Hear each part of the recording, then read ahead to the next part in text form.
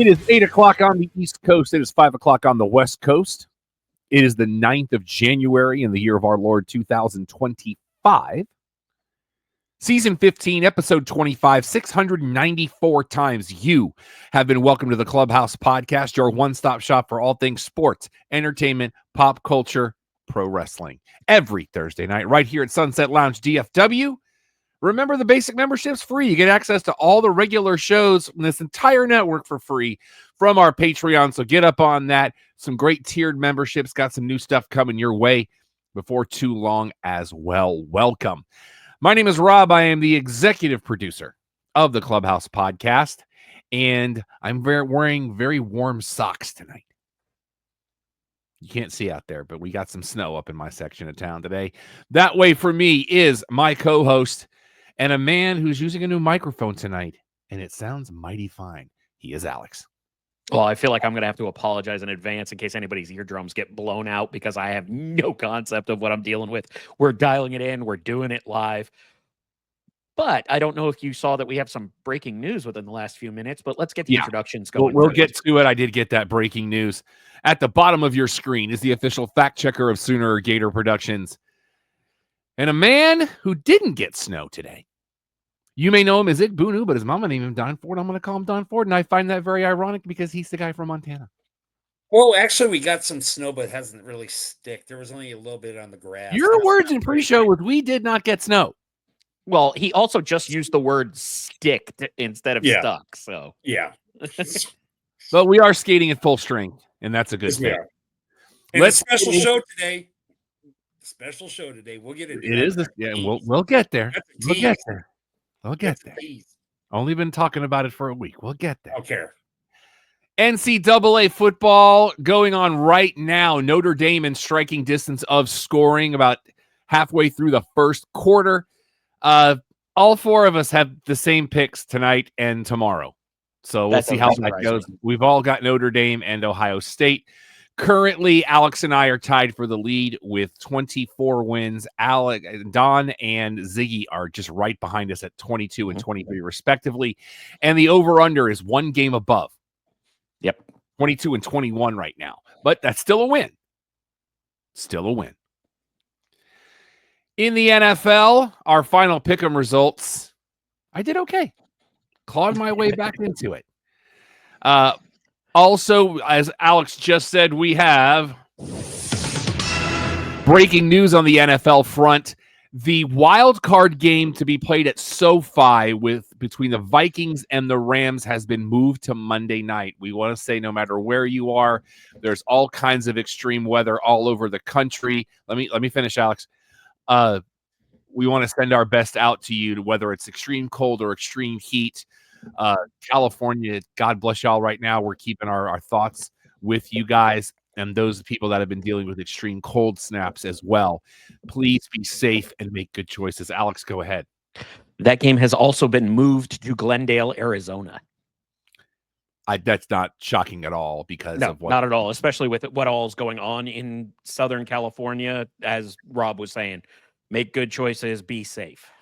And if I can, for the new listeners and viewers and all that, to go how long we've been doing this.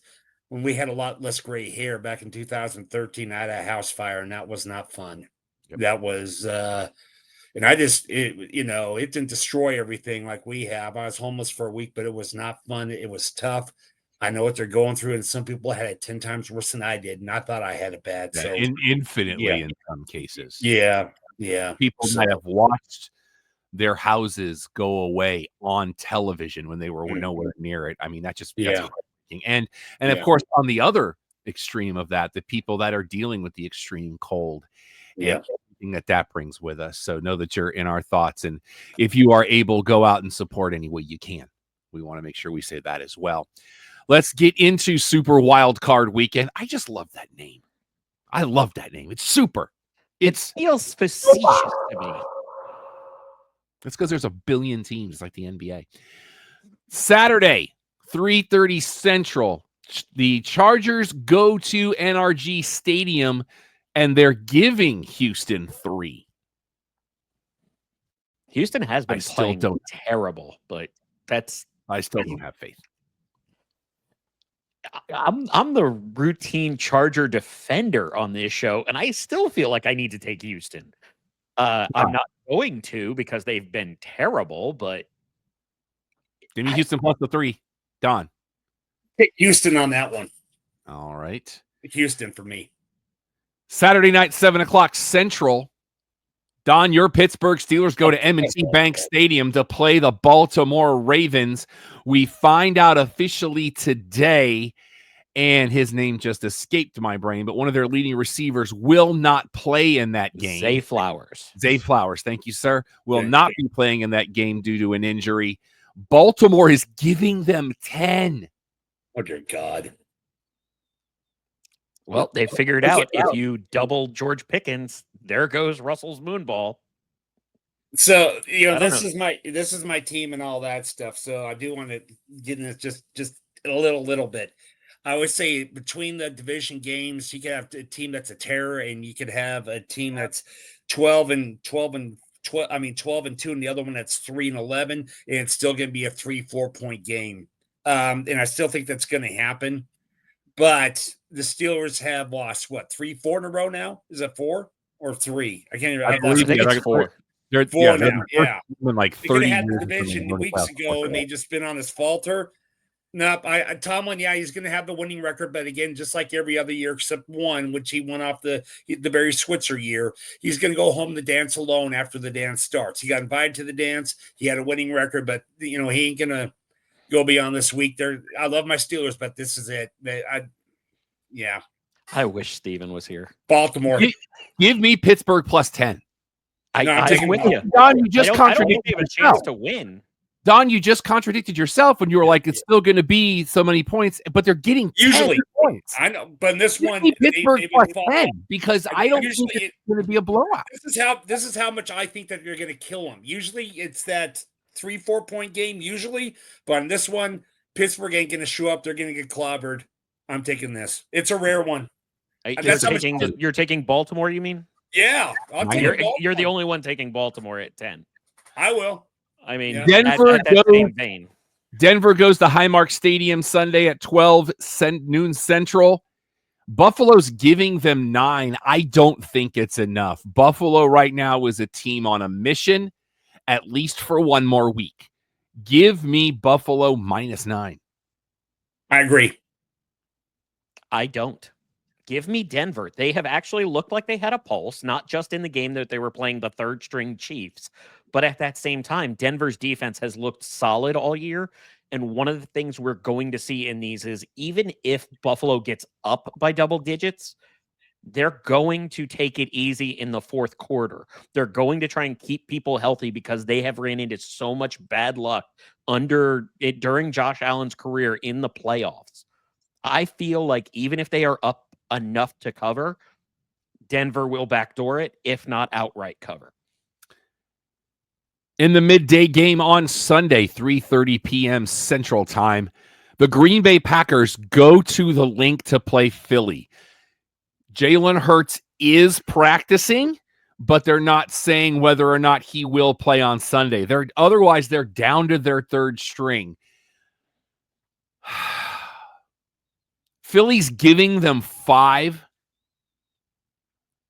I would be shocked to see Philly lose this because Green Bay, although they're starting to play well, I don't know that they're playing up to their potential, honestly.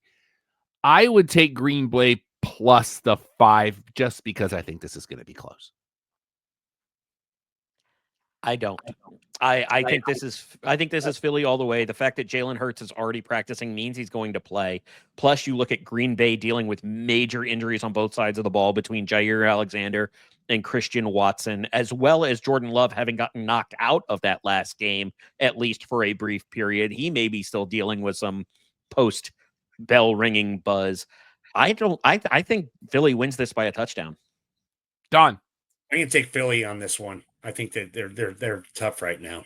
Sunday night at Raymond James Stadium, Washington football team plays my beloved Tampa Bay Buccaneers. Tampa Bay giving 3, which makes this a pick'em, which makes sense. Mm-hmm. Mike Evans getting that bonus, and a great discussion on that around inside the NFL last night. And as much as I don't want to say I agree with Ryan Clark on this, I agree with Ryan Clark on it. I mean, which was basically what he said was, if you're the Saints, don't give that up. I'm defending you. You ain't paying my bills. And I'm like, but I see it from both sides. It was a really good discussion. Go back and check out the clip. In a world where we have to deal with the fact that Jerry Jones has screwed over one of his most loyal people from an incentive, I'm happy to see Mike Evans, who more than deserves this, because if you want to get on top of everything, he missed 3.5 games. Yeah, and still got it. As we have always said, you want to be upset about a blowout, do something to stop it. Yep. I'm taking the Tampa on this one. Tampa -3. Alex? Yeah. I want to take Tampa. As do I. But I'm going to roll with Jaden Daniels, who I have been saying is the next big thing since before this season and before the draft. I feel like Washington's either going to keep it close or outright win, and I'm not 100% sure which I feel more. I'm going to go ahead and stay with my team, but this is going to be a fun game to watch. Yes, it is. And as we talked about Monday Night Football in Glendale, the Rams hosting the Vikings. Sucks to be 14-3 and have to go on the road. Okay, for the record, this is all karma on Minnesota right now because you had the Wilfs buying hundreds and thousands, or I want to say, what was it? 1,000 tickets in the lower bowl using a clickbait army on Ticketmaster before actual fans could buy it and then reselling it. Okay, then on top of it, even Detroit was saying it doesn't matter if it's us or them. I feel like the reseeding needs to happen because it's not fair for a fourth. And Minnesota and all of their fans, yeah, I'm looking at you, Mike, like kivitzing over how, they're just talking about this because they think they're going to have to go on the road after we win. Yeah, that didn't happen now, did it? Minnesota giving 2. Now, I want to acknowledge this is now a neutral site game. Right. Although more geographically desirable. What do you mean by neutral site? Because of the point? Because they're playing in Glendale. They're not playing in SoFi. The thing we just said during the breaking news. They're not playing in the Rams Stadium. Now that the Arizona. Yeah, there is no home team, even though the Rams will be designated. I'm making the thing now okay. I forgot. I'm taking Minnesota on this one, though. Alex? I'm also taking Minnesota. You know what? I'm going to go the other way just so we don't all agree on everything. I hope you're right, Rob. I really hope you're right, just because of Mike's...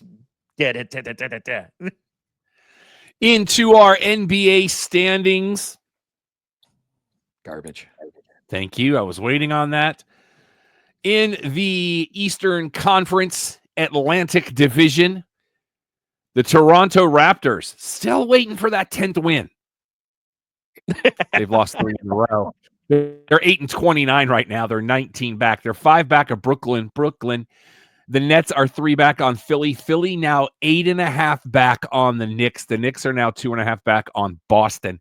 In the Central Division, the Chicago Bulls at 17-20. To tell you about this division, at 17-20, 3 games below 500, they're 15.5 back in the division, which puts them 2 back of Detroit, former champs of basketball. The Pistons are a half game back on Indiana. Indiana's a half game back on Milwaukee. By the way, Cleveland's on an 11-game heater, and that's why they're 12.5 up in the division. In the Southeast Division, the Washington Wizards, they're waiting on their 7th win. They're 14.5 back, but they're only 2 games back of Charlotte, who's waiting on their 9th win. That team having some problems with their professional sports teams. I'm just saying. No, that's Charlotte in general. That's what I'm saying. Charlotte, that having problems with their sports teams. Oh, no, I'm talking about all around. They're having issues with other things, too. Yeah, I got family there. They are 10 games back on Atlanta. Atlanta and Miami both tied, but they're 2.5 games back on the Magic. By the way, Washington's point differential is a minus 13.1 in the NBA. An average of 13.1. Yeah. Oh. In the Western Conference Pacific Division, because that's where that is, Phoenix is 3 games below 500 and 3.5 back in the division. Sacramento has won 5 in a row, but they're only a game ahead of the Suns. They're a half game back on Golden State Wizards, a game and a half back on the Clippers, and the Clippers a half game back on the Lakers. We're probably not going to get to wrestling talk tonight, but I just want to say one thing about this past week in our sport. That Intuit Dome is something else. That's special. That is impressive. Mm-hmm. In the Southwest Division, Fly Pelicans still waiting on their 8th win. They're 18 back in the division. They're 12.5 back on the Spurs. The Spurs now 3 back on Dallas. Dallas now 3 back on Memphis. Memphis is only a half game back on Houston. By the way, New Orleans point differential is a 10.2. In the Northwest Division, the Utah Jazz still waiting on double digits in the wins themselves. They're already 20.5 games back, and it's January. They're 3.5 back on Portland. Portland now 6 back on Minnesota. Minnesota 2 back on Denver. Denver now 9 back on Oklahoma City. That before that loss was on a 12-game heater. Oklahoma City's been playing out of their mind. They seem to be playing in cycles. Mm-hmm. Because on this very show, about a decade ago, but probably a little bit more than that, probably season 2 or 3, I was saying this team's going to dominate the league for the next 5 years. And then they did, and then they really didn't. You know? Well, that's when Harden, Durant, and everybody else left. Yeah. Let's get into the NHL standings. By the way, next season, going to get an outdoor game in Miami. Get ready for that. And Tampa. Yeah. No, I need to see the technology in the Atlantic Division of the Eastern Conference. Are they going to be playing with snorkels? That's what I want to know.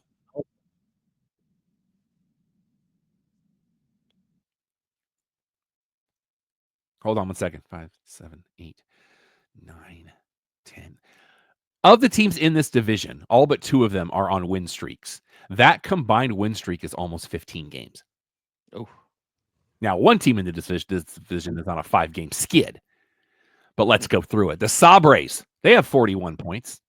I'm sorry, they have 35 points. They played 41 games. They are, 21 points back at first place. They are 5 points behind Detroit. Detroit is behind Montreal Canadiens. You almost got the crickets, dude. Got to be quick. I'm having a delay on your thing. I did immediately when I heard Montreal. I probably got up to 3 seconds delay. They're tied with Ottawa at 18 points. They are, at 41 points. They're 3 back on Tampa Bay. Tampa's 1 back on Boston. Boston's 7 back on my beloved Panthers, who are now 4 back on Toronto, who's won 5 in a row. So they're on a 5-game heater, as is Detroit. In the Metropolitan Division, you got to keep moving. The New York Islanders, they're 21 points out of first place. They are 1 point back on the Rangers. The Rangers are a point back on Philadelphia. Philadelphia is currently 3 back on your beloved Penguins, Don. You're tied with Columbus, and you're both 8 back on Carolina. Hurricanes 3 back on Jersey. Jersey 5 back on Washington. In the Western Conference, we go to the Chicago Blackhawks. They're bad. They're 28 points out of first place. They're 3 back on Nashville. Predators are now 8 back on Utah Hockey Club. God, I love it. Hate it. Hockey Club's a point back on the Blues. The Blues now 9 back on Colorado. Colorado and Dallas are tied. They're both 5 back on Minnesota, and Winnipeg leads that division at 58 points. In the Pacific Division, the San Jose Sharks are still in last place.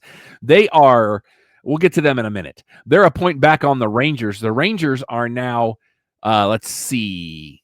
It didn't go back to the Western Conference. I'm sorry.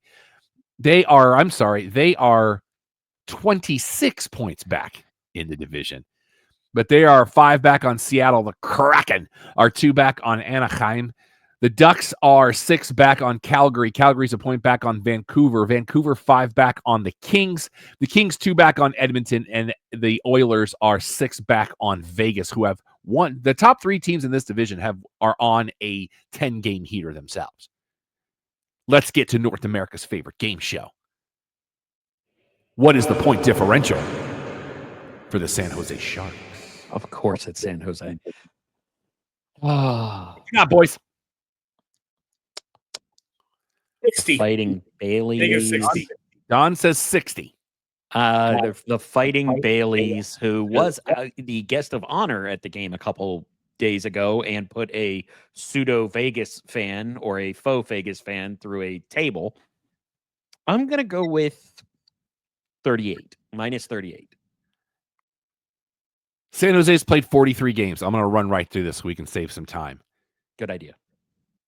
They're 13-24-6. They played 43 games. Differential is minus 41. So Alex is closest without going over. I'm sorry, what was the answer? Minus 41.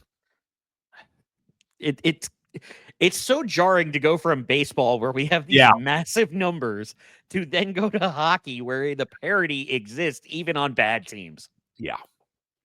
All right, let's get into TV and stuff we watched this week. Television edition. I finally finished Heels. Okay. Wow. It had a season finale.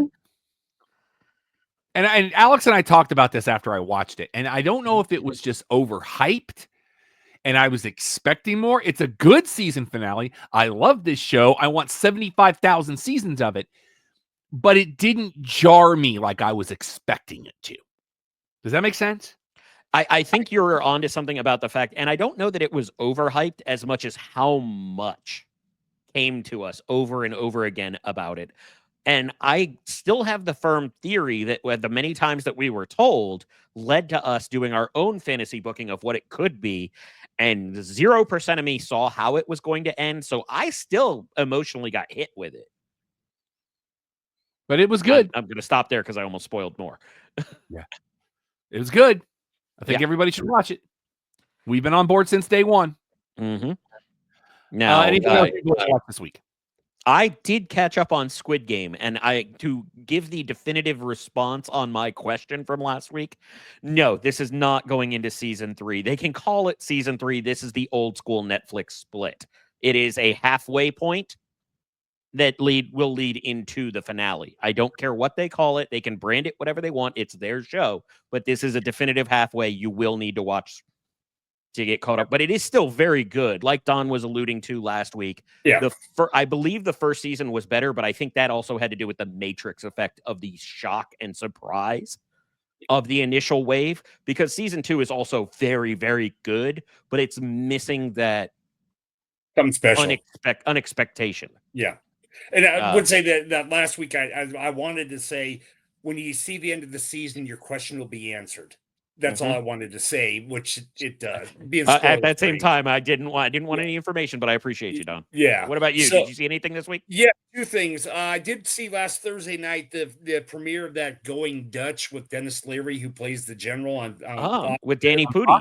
Okay. Yeah, that was pretty funny. I think I could get into watching that. I've recorded if it comes on, I'll record it on DVR it. The other one was The Day of the Jackal on NBC, which is going to Peacock. They did the 1-day premiere. I don't think it's going to be on NBC for a while, but we will go into that. So, and we finished the 1923 Yellowstone with Harrison Ford on that. So we're looking forward to that. But with the Hulu now, we got some stuff we could get into and everything. So, end of the first quarter in the bowl game is still 0-0. Penn State has the ball, 3rd and goal. Question. Yeah. Did we want to talk about the TGL here or somewhere else by chance? I want to hold off the TGL till next week because I want to see if I can watch it. I wanted to make sure. I want to go into this a little deeper. We're not going to have a ton of time. What's the TGL? We'll go into it then. We'll talk about it. It's sports for next week. Okay. Don, I want to know what your thoughts are. I don't know if you've seen the trailer yet for The Pit, because I feel like this is something you're going to be interested in. Possibly. It's the medical show that I think it's going to be. Noah Wiley, which is being billed as ER meets 24, because it goes in real time. Okay. It's over the season. When I hear 24, possibly. And that will be on what network will that be? It's on Max. On Max. Max exclusive. Okay. So yeah, I'd be game to watching 1 or 2 of them. All right. Disney Plus has ordered the 90s film from the book Holes to series, and they are gender swapping the lead. Okay. So, I mean, I liked the film. I heard the book is very popular with the kids back then. It might still be. I don't know. But if it's going to series, it got something to it. Every bit of this has missed me. The only reason I know it exists is because it's a common reference for Shia LaBeouf's start. HBO Max has canceled the franchise after one season. This was a series about a studio that's very MCU-y. So there's that. I watched a couple, not too great. Season 3 of And Just Like That, which is the Sex and the City update. Patty Lupone will join that cast.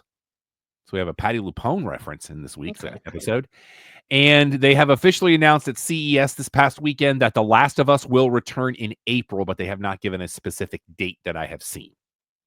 I saw rumors of somewhere between 5th and 25th as a leaked date, but I don't know if either of those is Sunday, and that has always been a Sunday show. Hulu has said that season 4 of Shoresy will hit on February 26th. There will be 6 episodes and has already been renewed for season 5.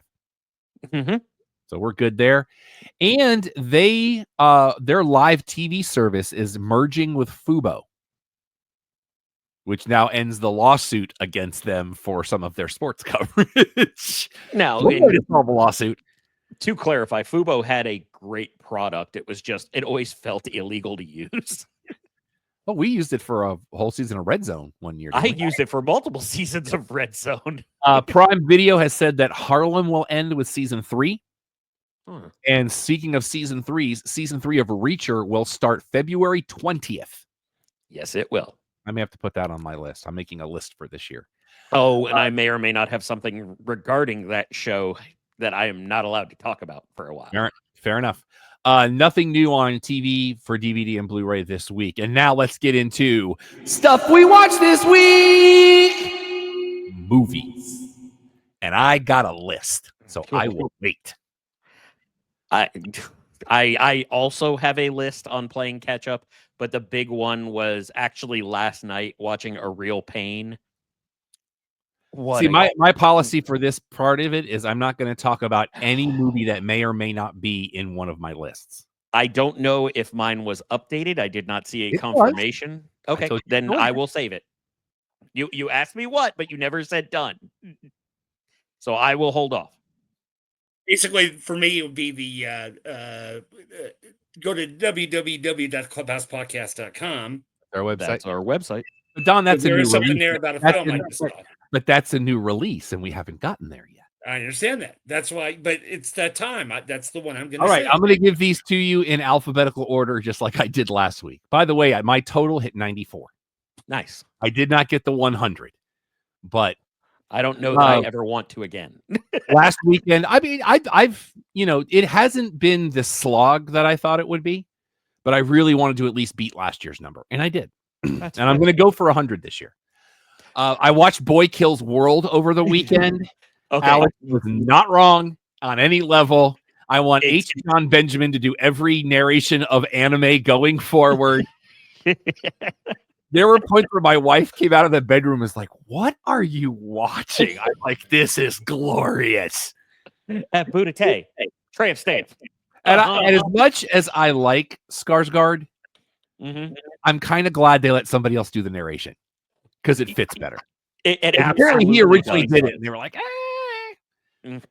But really good. It's a terrible movie, but it is so fun. But I didn't think it was terrible. It actually was in at least my top 20, if not my top 15 this year. The Instigators. I very much enjoyed this film with Matt Damon and Casey Affleck. I really enjoyed this film. It's fun. It knows what it needs to be, and it is that. I also watched Jackpot! With John Cena and Aquafina. I'm sorry. Did anybody else just realize that rhymed? Just now. Yeah. I laughed until I stopped. This movie is great. Yeah, I need to watch this. Basically, it takes place in kind of an alternate future where Aquafina is a former child star who has to leave LA to take care of her mom and then comes back to be an actress again. And in LA, they have this lottery. And if you win it, because you have this little card and you scan your thumb. Win, quote unquote. Well, if you win, you now become a target. And if anybody kills you before the sun goes down, they get the jackpot. And it's a one-time kill, as they explain from the open. Mm-hmm. John Cena, I didn't want to yell it, plays a guy that his job is to protect the winner if hired for a percentage of the jackpot to get them to sundown. Because if you leave the city, you're okay, but you forfeit. And Aquafina, who mistakenly enters as she's at an audition, is $3.2 billion. And this is a Paul joint. So take that for what you're paying for it. Juror number 2. Yes, what was that on? What it's network? On Prime. Prime Video. Okay. All right. Juror number 2. This is a slog. Which I want to say is available on Peacock. Max. Okay. It's a slog. What do you mean by that? It's disappointing. It's slow. It's an Eastwood movie over the last 10 years. It's 12 Angry People. 12 Angry. Well, are you updating the title on purpose? Yes. Okay, just checking. Because there's people from all different walks of life. No, I just wanted to confirm rather than correct. Jim Henson, Idea Man. This is on Disney Plus. Mm-hmm. Very much enjoyed it. I wouldn't say I learned a lot, but seeing some of the interviews, and Jennifer Connelly, how you doing? She's in it. Absolutely. Which, Let the Canary Sing, which is the documentary on Paramount Plus about Cyndi Lauper. That's right. Very good. Very much enjoyed that. Learned a lot about her family that I didn't know. And she does talk about how the whole rock and wrestling connection thing happened, and the fact that it was really not supposed to be anything and turned out to be a thing. Mm-hmm. My Spy, The Eternal City. How was that? I enjoyed it. It's fun. Okay. It's Batista doing Batista things. And he's one of our favorites. So. And Anna Faris is in it. Oh. Craig Robinson's in it. Ken Jeong is back. Kristen Schaal is there. It's a good cast, and it's fun. It's set the bar low and have a good time. I just finished about an hour before we went on air a documentary on YouTube called Phil Collins Drummer First. You were talking about this one before. It's a 2-hour documentary where he is interviewed. Like, you see the director's off camera for most of it, but the interviewer is his son, Nick, who toured with Genesis in that last tour. And what's kind of cool is they find his kit from when he was right before he became the lead singer of Genesis, when he was drumming full time. They have it brought in and they set it up for him to sit behind. And that's kind of neat. And instead of playing the songs, Nick actually plays the drum tracks just by themselves. Interesting. It's pretty neat. And if you go to YouTube and you look it up, you can click a link in the description, and it's got a free PDF of a companion book that goes with it that has behind the scenes photos, and they interview drummers from everywhere. Huh. Like the guy from Papa Roach, 2 of the guys from Dream Theater are in this, Mastodon's represented, Styx, a lot of different drummers talking about him. Did they get Danny Carey in there? From Tool. No. Okay. Because I want to say years ago, I remember an interview where Danny Carey talked at length about Phil Collins, and people were like, but you're in Tool. And he's like, yeah, a guy who can drum can drum. Yeah. And I did not know that he and Chester Thompson ended on not a good. Now they're better now, but apparently I thought Chester was still with them, and he's not. And apparently that didn't end well on the going back tour.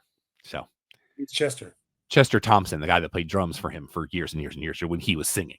Oh, okay. Let's see. We have Rebel Ridge. It's okay. The reason I wanted to watch it was because, number one, it's got Roy from The Office in it.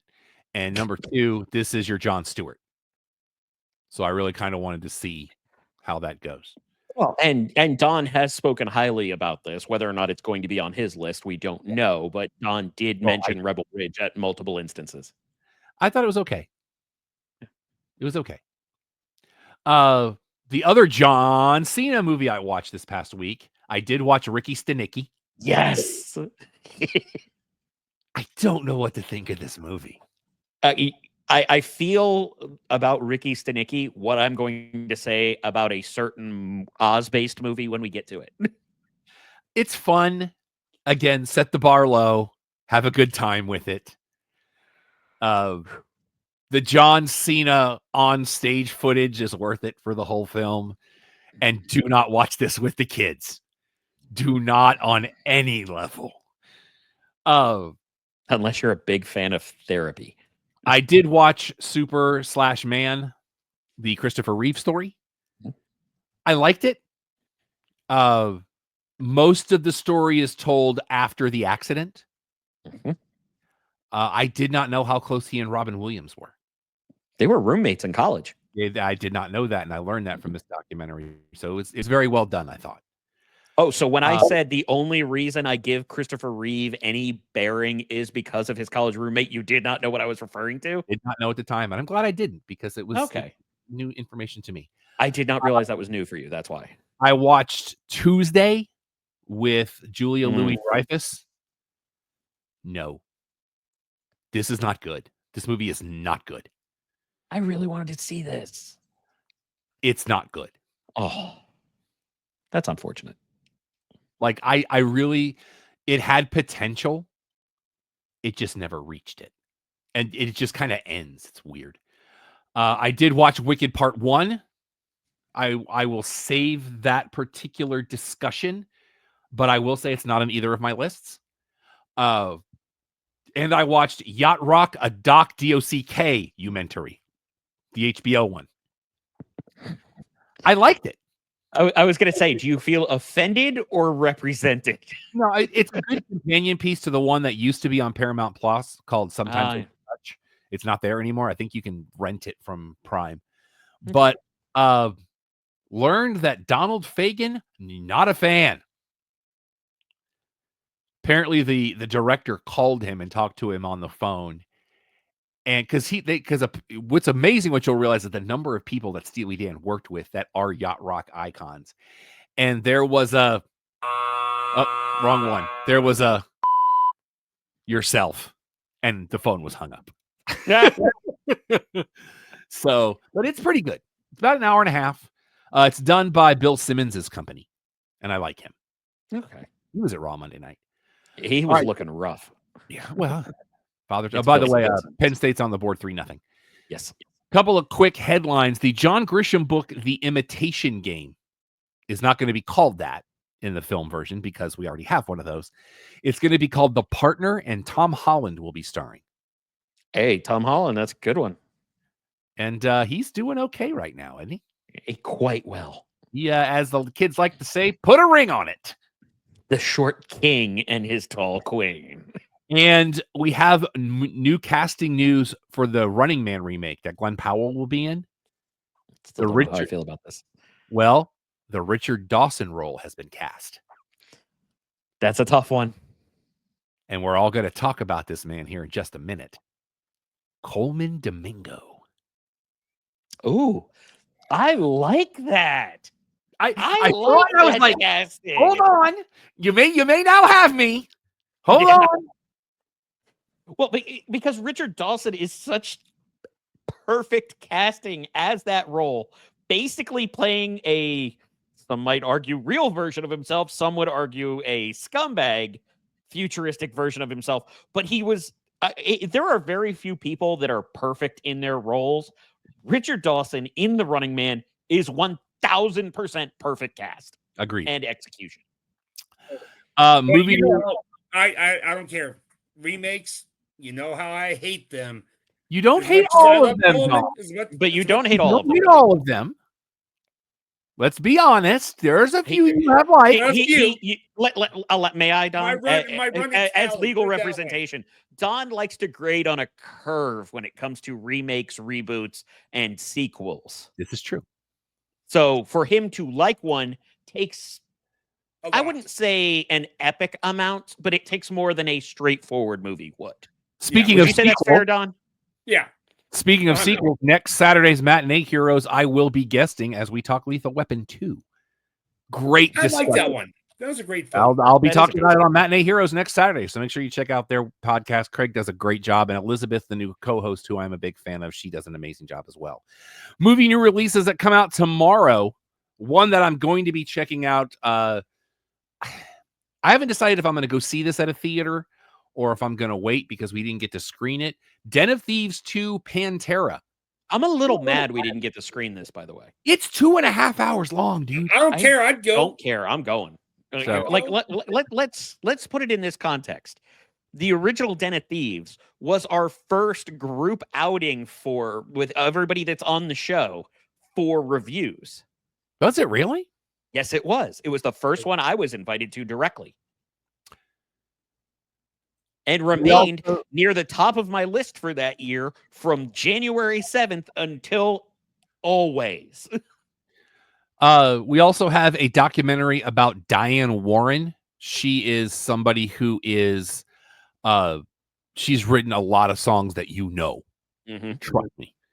We also have The Last Showgirl with Pamela Anderson. A lot of buzz around that. Her Criterion Closet videos, very good. She is a student of film, and I am here for it. Movies on DVD and Blu-ray, where you get DVDs and Blu-rays on Tuesday. Memoir of a Snail, put a pin in it. We're getting a 4K release of Chinatown. Oh. A 4K release of Once Upon a Time in the West. Yes, please. A Steelbook and a 4K release of Snowpiercer. Yes. Love that movie. Yes. Great show, too. Yeah. The Shaw Brothers Classics Volume 5. Friend of the show, Alan Cerny, big fan of those guys. Arrow Video has Incubus. This is the one with William Shatner. Mm-hmm. And Arrow and Video also doing a video version of Inglourious Bastards. Ooh. And the Criterion Collection releases The Mother and the Whore. That's one movie. And JoJo Dancer, Your Life is Calling. This was a Richard Pryor film. Mm-hmm. All right. So let me get the other thing up on the screen here so I know what I'm doing. And I'm going to have to move you guys to a different screen. So I might maybe flying all over the place. Well, the question is, do we just need the technical difficulties and just look at the kitty? Let's see here. Okay. So let me go back to where you boys are, which is here, and move you boys over here so that I can share my screen, because it is time for our annual waiting.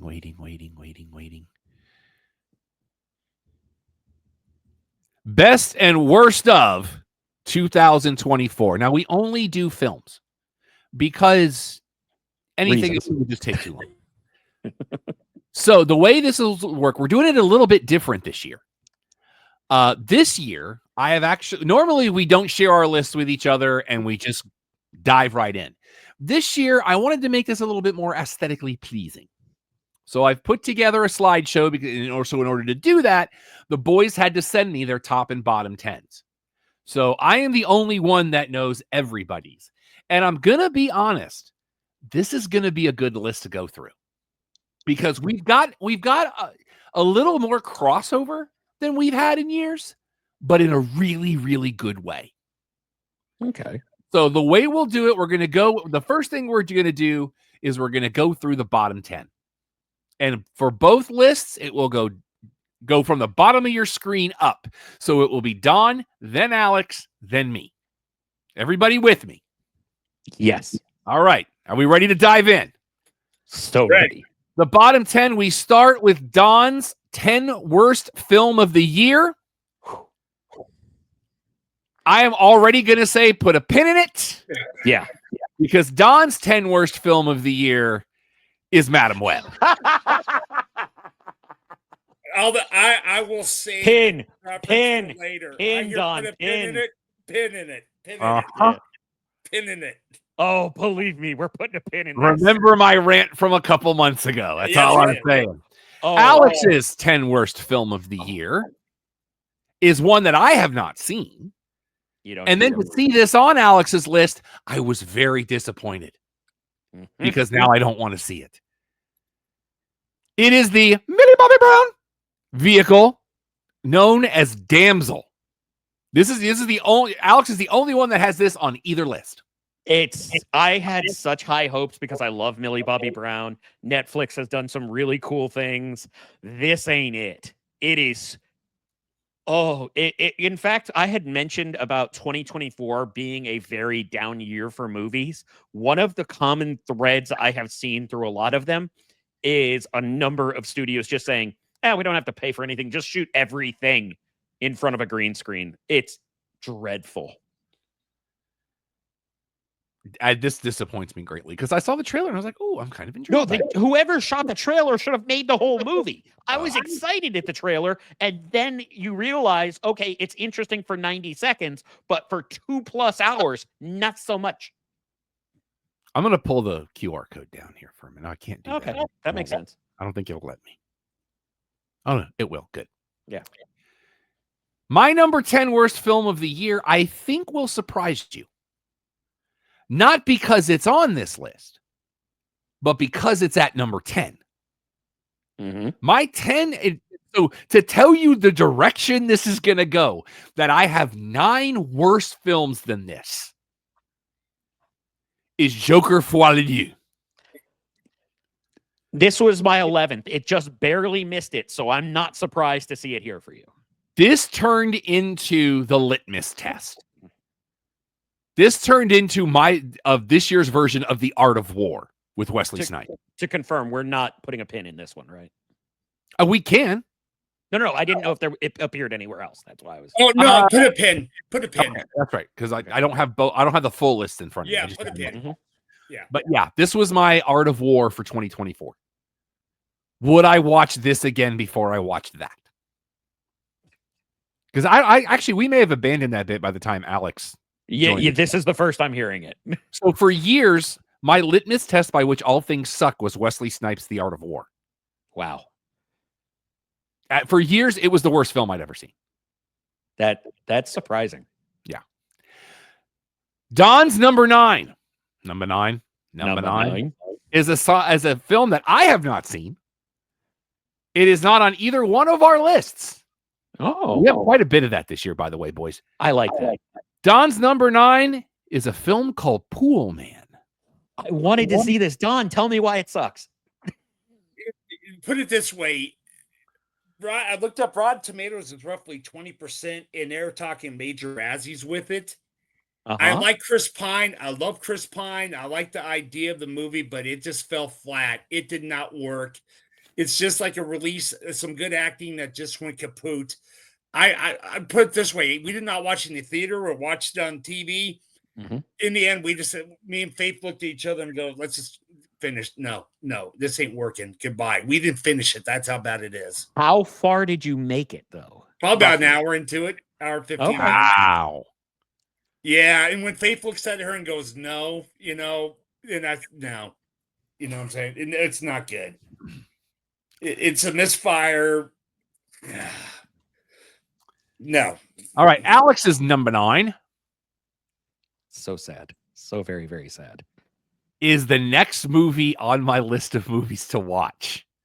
But I stopped short because I had already done my list and I had a feeling it was going to wind up making me redo everything again. Uh-huh. It is currently available on the Stars app. It's not even on Peacock anymore.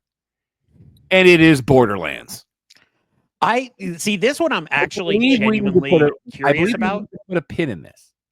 Oh, do I? I believe we are. Yeah. Okay, then I will wait.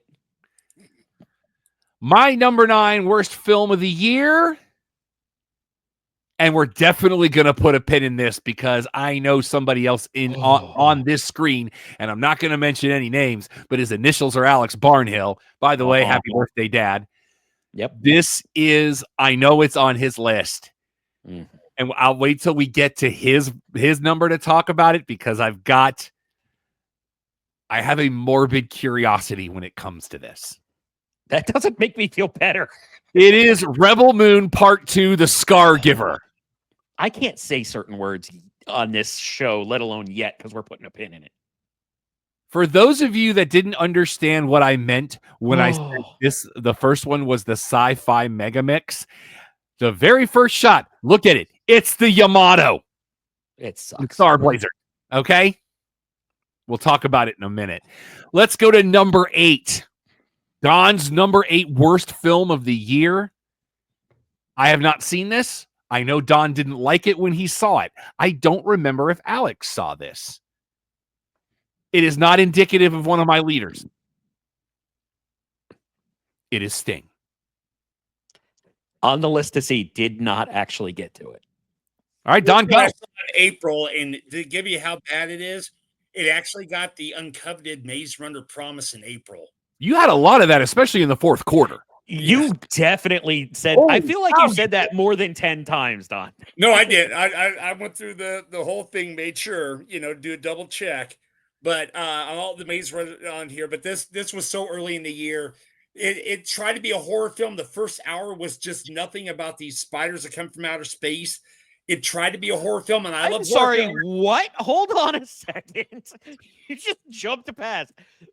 They're aliens? Yeah, these things come from outer space. Yeah. Okay. They tried to mix horror with the big surprise. I venture to say that it's not the worst. It's not the worst spider movie of 2024. I'm going to put that out there. Yeah, but no. This was just like Don has 2 spider movies in his top.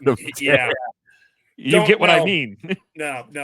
I love horror films, but this was bad. They tried. It was a flop. Don't even do it. All right, Alex is number 8.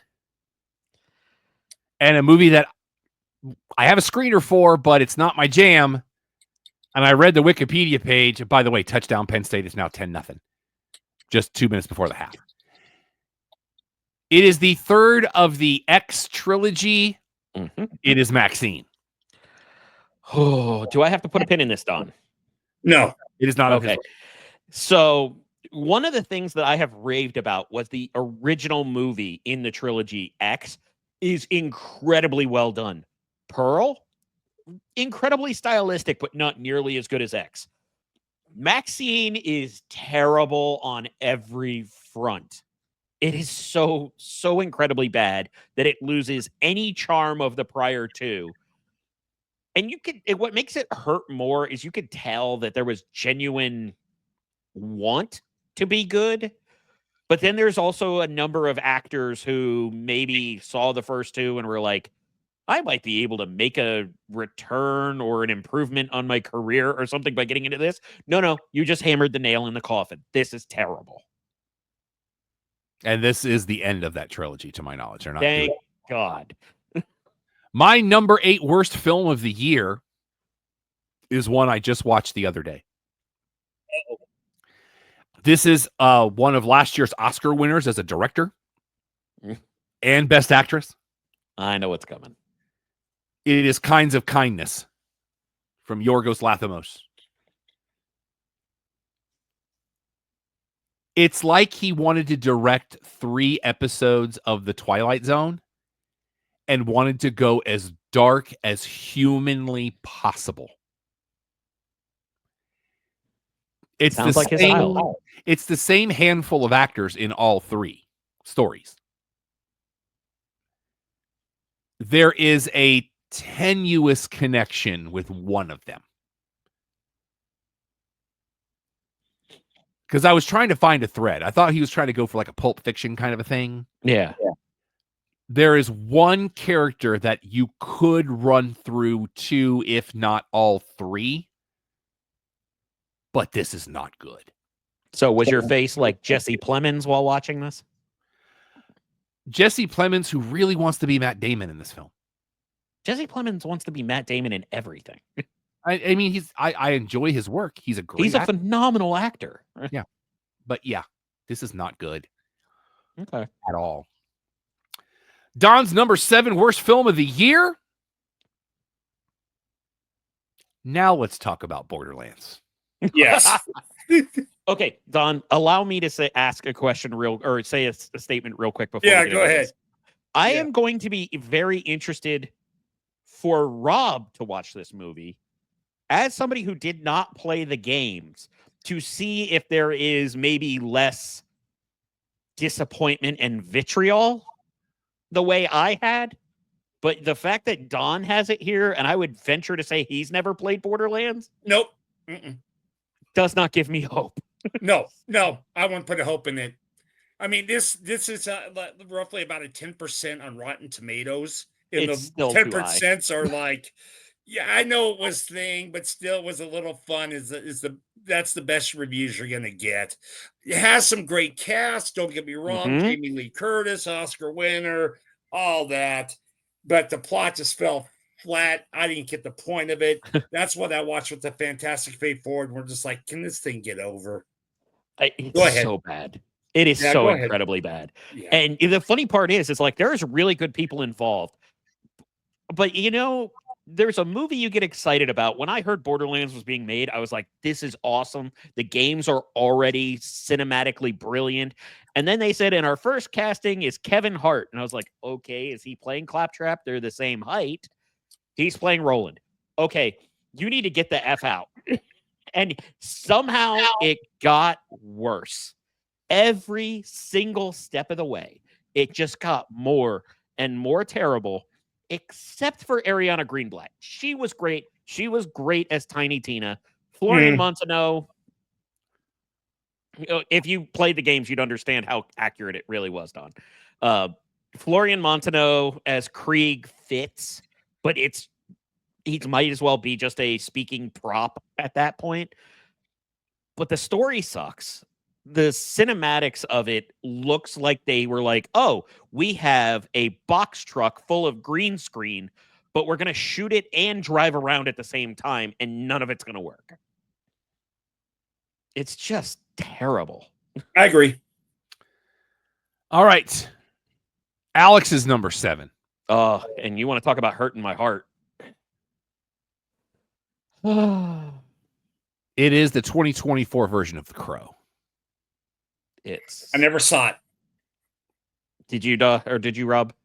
No, but this is another one I have a morbid curiosity for. No pun intended. Yeah, me too. Here's where my big problem with this is. I am a massive fan of the original Crow movie. As am I. And to the point of even forgiving ones up to City of Angels and Salvation, even though they're not good. This is boring. It's boring. It's terrible. And I like both of these kids. Bill Skarsgård might be one of the most dynamic actors on the planet and possibly ever.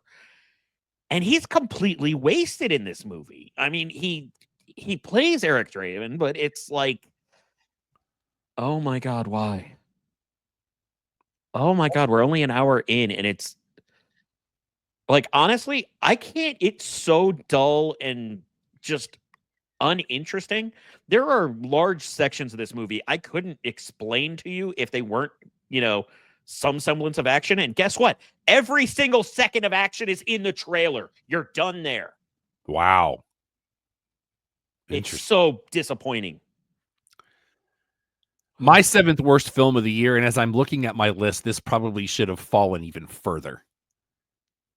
In worse or worse. Not as low. Okay. Worse. I might even put the next 2 above this. But I got to stick with it. It is the aforementioned Memoir of a Snail. You have been very, very clear about your hatred of this. Just because it's stop motion animation does not mean it's for the kids. Hear me. This goes to some very dark and unnecessary places. I am because I was a little upset that there was like 2 or 3 screenings of this and I didn't get to go. And then I was like, all right, I've got a link for it. Let me watch it. This is terrible. I'm so glad I didn't have to sit through this in a theater. From what you said about it, I'm interested in seeing, because I'm that guy who says, don't touch the hot stove and I'll touch it, because I'm an idiot for glutton for punishment once in a while.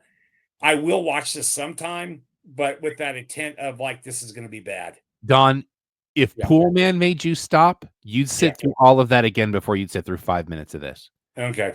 I'm telling you, it deals with some subject matter that is gratuitous and unnecessary. And when I say gratuitous, I mean gratuitous. Okay. If I walked into your house and you were about to fire this up, I would slap the remote out of your hand. Okay. For your own good. And that's saying a lot when it's in my house. Yeah. Okay. Don's number 6 worst film of the year. And I am looking forward to this discussion. Because originally, actually, we may have to put a pin in this. Ooh. It is Twisters. Wow. Should we put a pin in this or should we talk about it now? Let him go now. Okay. Okay. Wait, is it on your list, Rob? It is not on mine. But we both had reviews at www.theclubhousepodcast.com. Still our website. This one, I didn't get my uncoveted Maze Runner, but it's one I said I will not see again.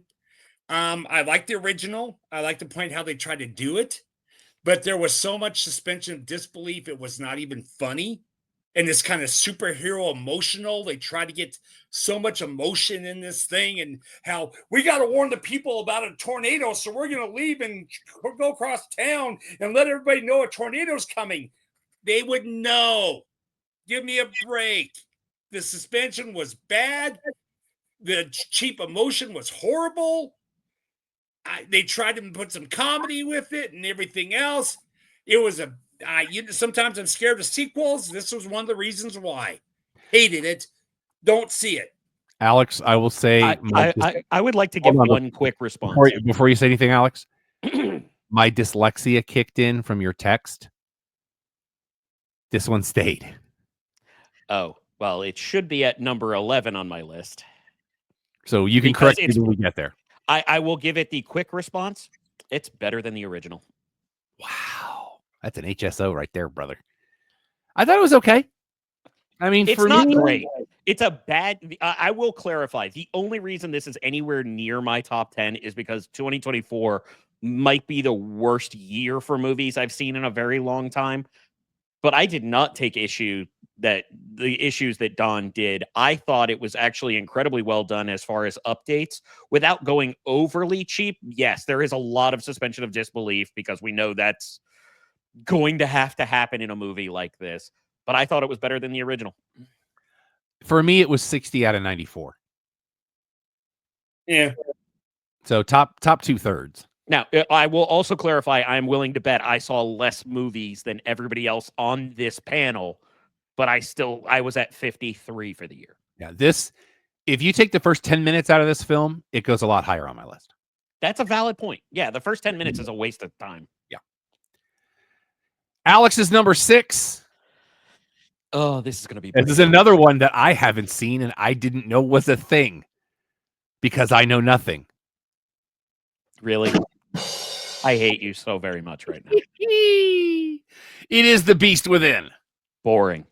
Boring, boring, boring, boring.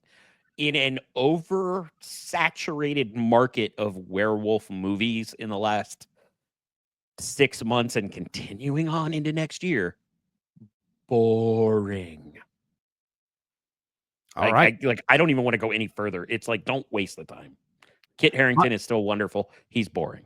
My number 6, and I would swap this with Memoirs of a Snail, but the only reason I didn't is because it bored me to tears, is the Netflix documentary, The Greatest Night in Pop. Oh, this is the story of We Are the World.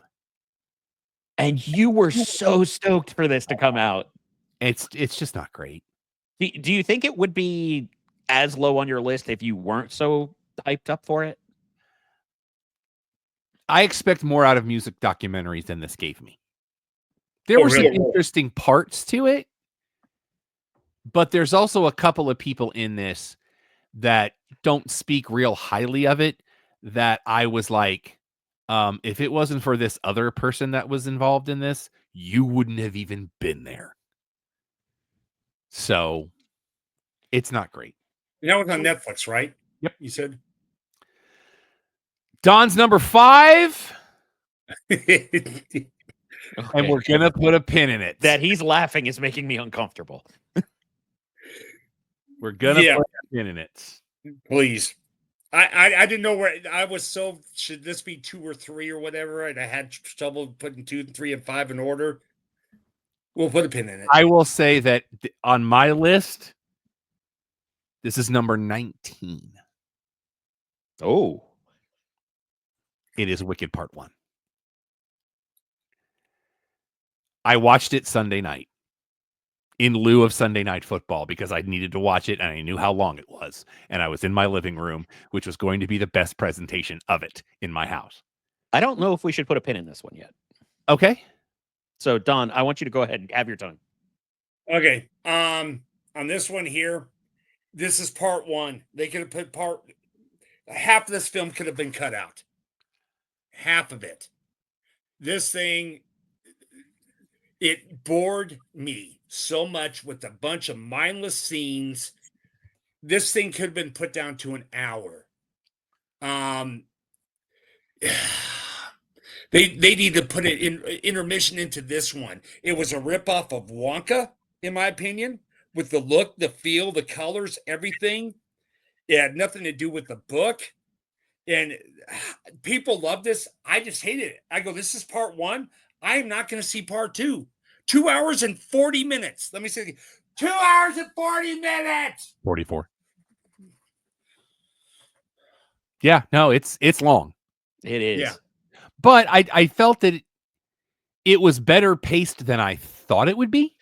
Very much so. I feel like Rob, I feel like your and my opinion is what we can put the pin in for a minute. Okay. Because you had it near the top half or above your top half, and we know where we're going with this later on. Okay. We will put a pin in that side of it. Mm-hmm. Alex's 5th worst film of the year. Oh, I wanted this to be better. So much. This was on Netflix, correct? Yes, it was. Code 8 Part 2 with the Amell brothers. They are not brothers. I thought they were. I believe they are cousins. With the Amell family.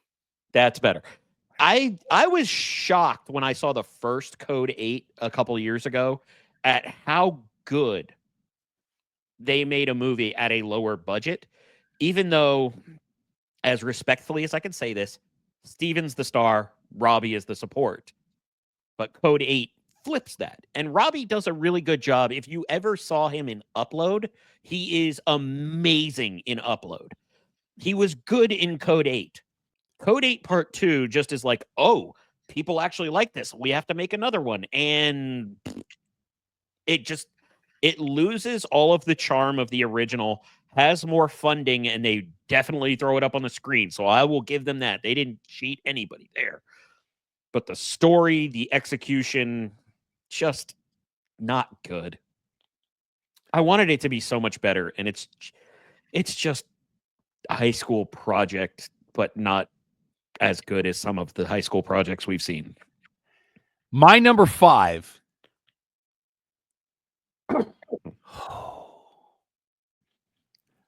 I'm trying to decide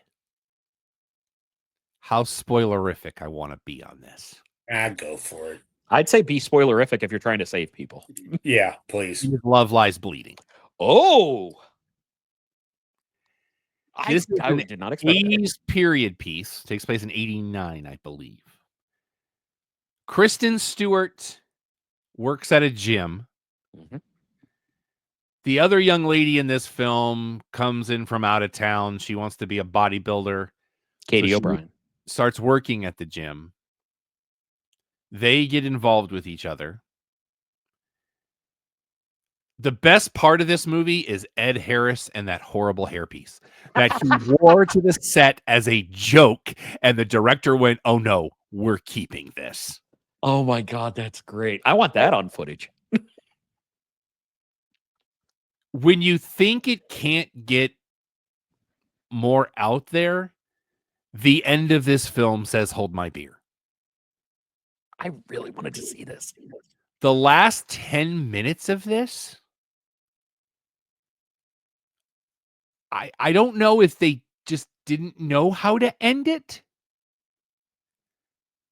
But when you have the climax of, because Ed Harris is Kristen Stewart's father, who's being also investigated by the government for stuff. And before anybody says anything, that is in the trailer. Yep. But I'm going to spoil this. Oh no, I'm clarifying that we haven't gotten there yet in case anybody's trying to thread the needle. Right. Because the next piece of the day after I watched this, What Culture actually talked about it in a video. Literally the next day after I watched this. He is bearing down on Kristen Stewart's character to try to kill her before she kills him. So his daughter. Correct. Yeah. Because she's about to expose all of his misdoings. We establish early in the film that Katie O'Brien's character enjoys the steroids. Oh, okay. And as she is going to protect Kristen Stewart's character, she injects the steroids, which then puts her into some kind of roid rage and is now 50 feet tall. What? You heard me. So she hulks out but becomes the 50-foot tall woman? Then pins down Ed Harris's character. Then goes back to normal as they're getting out of town, and another girl that's killed, they forget, is in a body bag in the back of the truck, but may or may not be dead. So Kristen Stewart pulls her out of the back of the truck in the desert as Katie is asleep and puts the bag in the desert and makes sure that the girl is dead and then smokes a cigarette out of her purse. That's how that really sounds like, are we done yet? I was just like, what in the name of God? It's ridiculous. All right. Don's number 4. I almost watched this movie. Almost? But then I realized it probably violates one of my rules. And then I saw that it was on Don's list. Real quick, before we get into number 4, we are at halftime with Penn State at 10, Notre Dame at 3. Yep. It is I Saw the TV Glow. Oh. This was on my list for a long time to watch, too, because the great people at A24 are awesome. Yep. But Don goes. This was actually shown at the Diff. Was it not, Don? I think it was at a midnight showing. It was. Yeah. This thing here, when you watch the trailer, this is one of those baits and switches where I thought it would be something like Poltergeist and stuff like that. Basically, it's about 2 kids that start up a friendship, and from a certain TV show, things start to happen and all that stuff. But basically, it's the farthest thing from what the trailer show is, this horror film kind of thing, like Poltergeist. It's basically a coming-of-age story. That's it. The friendship. That's it. Nothing more. It fell this far because you felt it was mismarketed? Yeah, and plus, it was way too long. And during this scene, so many times during this film, I'm going, what's the point of this scene? Again, what's the point of this scene? They just had, it was, I put it in my review that I put something like, is this plot as bad as Under the Skin or United Cups of what's the point of this or what's the point of that? Especially United Cups. What's the point of this thing or what's he talking about? It wasn't that bad, but it was close. And this definitely got the Maze Runner promise, the uncoveted. Go ahead, Alex. Now, I also want to clarify, if anybody is joining us for the first time with our opinions on movies, the only thing Don might hate more than remakes and reboots is long run times. There is, I don't know that I've ever heard a movie that you enjoyed that you didn't even add they could have made it shorter. I don't know that I've ever heard you watch a movie where you didn't say the words, it could have been shorter or it was too long. Put a pin in it. Yeah. Put a pin in it because I know what's coming. Okay. Yeah. Okay. But this was bad. It was like, what's the point of this? What's the point of this scene? What's the point of this scene? Rob, I would bet, and I know you don't bet money, but I would bet $100 that if you're watching this in the theater on your watch gauge, it would be under 15 minutes. Oh, fair enough. If not 10. Fair That enough. bad. All right. That's how much I would bet $100 your watch gauge honestly would be under 15 minutes. All right. Alex is number 4. Oh, do you want to First take the film of lead the on this year. or me? This is where we're going to talk about Rebel Moon Part 2, The Scargiver. And This- I just Nothing about as bad as the first one was. At least there was some kind of story. There was no reason for this. Except we filmed this big battle scene, so we have to show it. It sucked all the way around. And here's the funny part. I actually made an edit to not count something because the director's cut of Rebel Moon Part 1 was on the first draft of this list, even lower, because they made it longer and less clear. Well, and there are director's cuts for both of them. And I would like to tell Zack Snyder to go F himself. At a combined runtime of over 5.5 hours. I should be allowed to waterboard him for that amount of time. That is for watching where this. my morbid curiosity comes into play. It Because sucks. If anybody tells you to watch this movie, cut them off immediately. I feel like I need to watch these director's cuts just to see, like, what did they tell him not to do? Because his Justice League was awesome for 5.5 hours. I agree. And this was supposed to be his Star Wars film, which obviously... I want to see how hard the decision makers at Disney laughed when he presented this. My number 4. I'm sorry, Alex, go ahead. It's just so bad. It makes me angry because they sunk millions and millions of dollars and wasted incredibly talented people's times with these 2 absolute steaming piles of poop. I caught myself. I didn't think I was going to. Poop. My number 4. The original screening of this got snowed out, and I still went, and there was a streamed Q&A with the director and the star afterwards.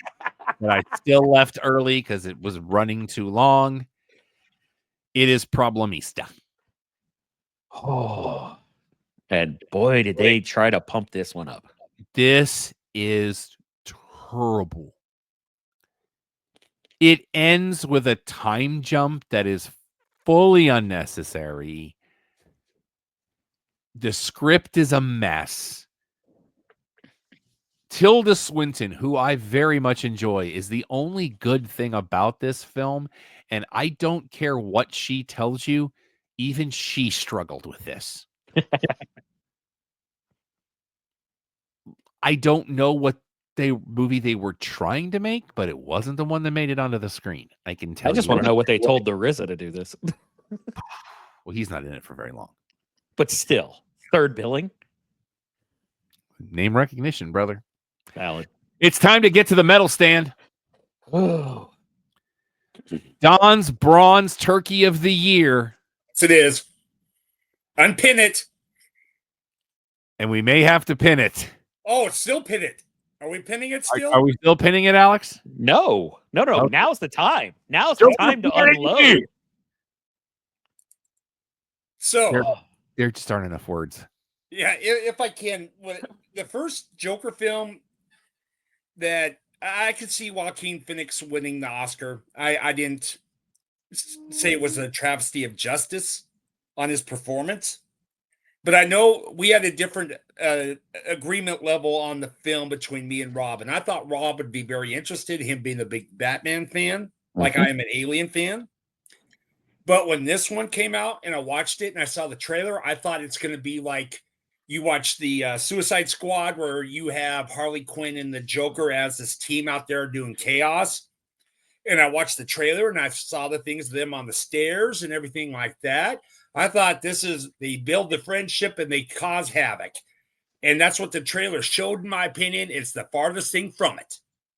That might be the most accurate statement I've ever heard you make about a movie. I have no notes on that, Don, except for to say I very much loved the first one, but I remember distinctly seeing the first one and immediately telling Rob, I love this, you will hate it. Yeah. And I was right about that one. But the reason that I am the only one that does not have this on my bottom 10 is because it's my bottom 11. I gave it some credence because there's like 3, maybe 4 absolutely brilliant things done in this excessively long garbage truck backing up of a movie. They build a friendship. That's it. It's not even that. That's the thing. They don't. It's a trial. They don't. Crap. There's 3 great scenes, and they're the ones that don't make sense to what they were trying to do, which was apparently make it terrible. Let Rob do his stabbing now. Rob, go ahead, start stabbing. Slit the throat. It is no secret that the first Joker film I almost walked out of. And it's the first time in a very, very long time I've almost walked out of a movie. This is worse. Yeah. And then I read the other day that the Lady Gaga passed on Wicked for this. Wait, who was she supposed to be in Wicked? They weren't going to make her Glinda. Yeah, they were. Yeah. Oh, my God. Now, granted, Ariana Grande was the right pick, but be happy, Ariana. The only good thing about this film was the one Easter egg that brought me joy. That's it. Say it. If you missed it, and I'm not saying go back and watch the movie, but if you missed it, when they show the long shot of Arkham from outside the gates, the outline of the driveway and up to the buildings of Arkham is the bat symbol. I didn't even notice that. I caught it. I didn't catch that either. I caught it right away in the scene where they're trying to escape. The fact that it basically ends with Todd Phillips giving the camera the finger, just on top of everything. It just, yeah. All right, that's my golden turkey. I mean, my bronze turkey. Alex brings to the table a movie that, for me, barely missed my top or my bottom 10. This is at number 77 for me. How far off of does that put you? 1, 2, 3, 4, 5, 6, 7. Okay, so it was 17 from the bottom for you? Yep. Okay. It is Back to Black, the biopic of one Amy Winehouse. I hate this movie. I hate it so very much. It's so bad. It's like the entire thing is, we're going to make a movie about Amy Winehouse because people liked her music. And the entire thing might have just had a stamp of made by the ex-husband who convinced her to kill herself. Because we're trying to make this guy look good and her look like the problem. And her dad. Movie. And her dad. And her dad. And her dad. And her dad. Because I'm glad I didn't watch the documentary until after I watched this. Because I watched the documentary and I was like, this is all wrong. Yeah, it's terrible. There are chunks of that story that are purposely left out. Or outright done differently to make other people less, I don't know, culpable. Yeah. It's terrible. It is so bad. And She's I feel very like good. this one makes me angry. She is very good in that. She is very good. She is very good in this. She does well. I wouldn't say she's great. I think it's caught up in the fact that she looks very much like her, but it's not good. And it's terrible. I will give it the scene where she wins the Grammy. That's dead on. They did a great job with that. Where she's in the they did the side by side of splitting in the footage too. Fantastic work on that. But this was in my bottom 10 for a long time. Yeah. My number 3 You're actually going to see this one back to back. Oh. This is my number 3 and Don's number 2. It is The Underdogs. So I'm just going to go ahead and go to the next slide because it's Don's number 2 because they're back-to-back slides. It's not that this is I feel bad for calling this the second worst film of the year because it really is a modern day telling of the Bad News Bears. It really is. I love the fact that they knew they were and it's Mike Epps. It's just not good. I just love how on the poster, Snoop Dogg's literally holding the warning for Wyatt's R. And there's so many people that complained about those exact things like they knew what was coming. It breaks my heart that it's on my list because I love the Snoopy Dog. I'm a big fan. The guy lives his best life. But yeah, no. I think if I had to reevaluate, I might move this up a little bit. But it's just kind of where it wound up.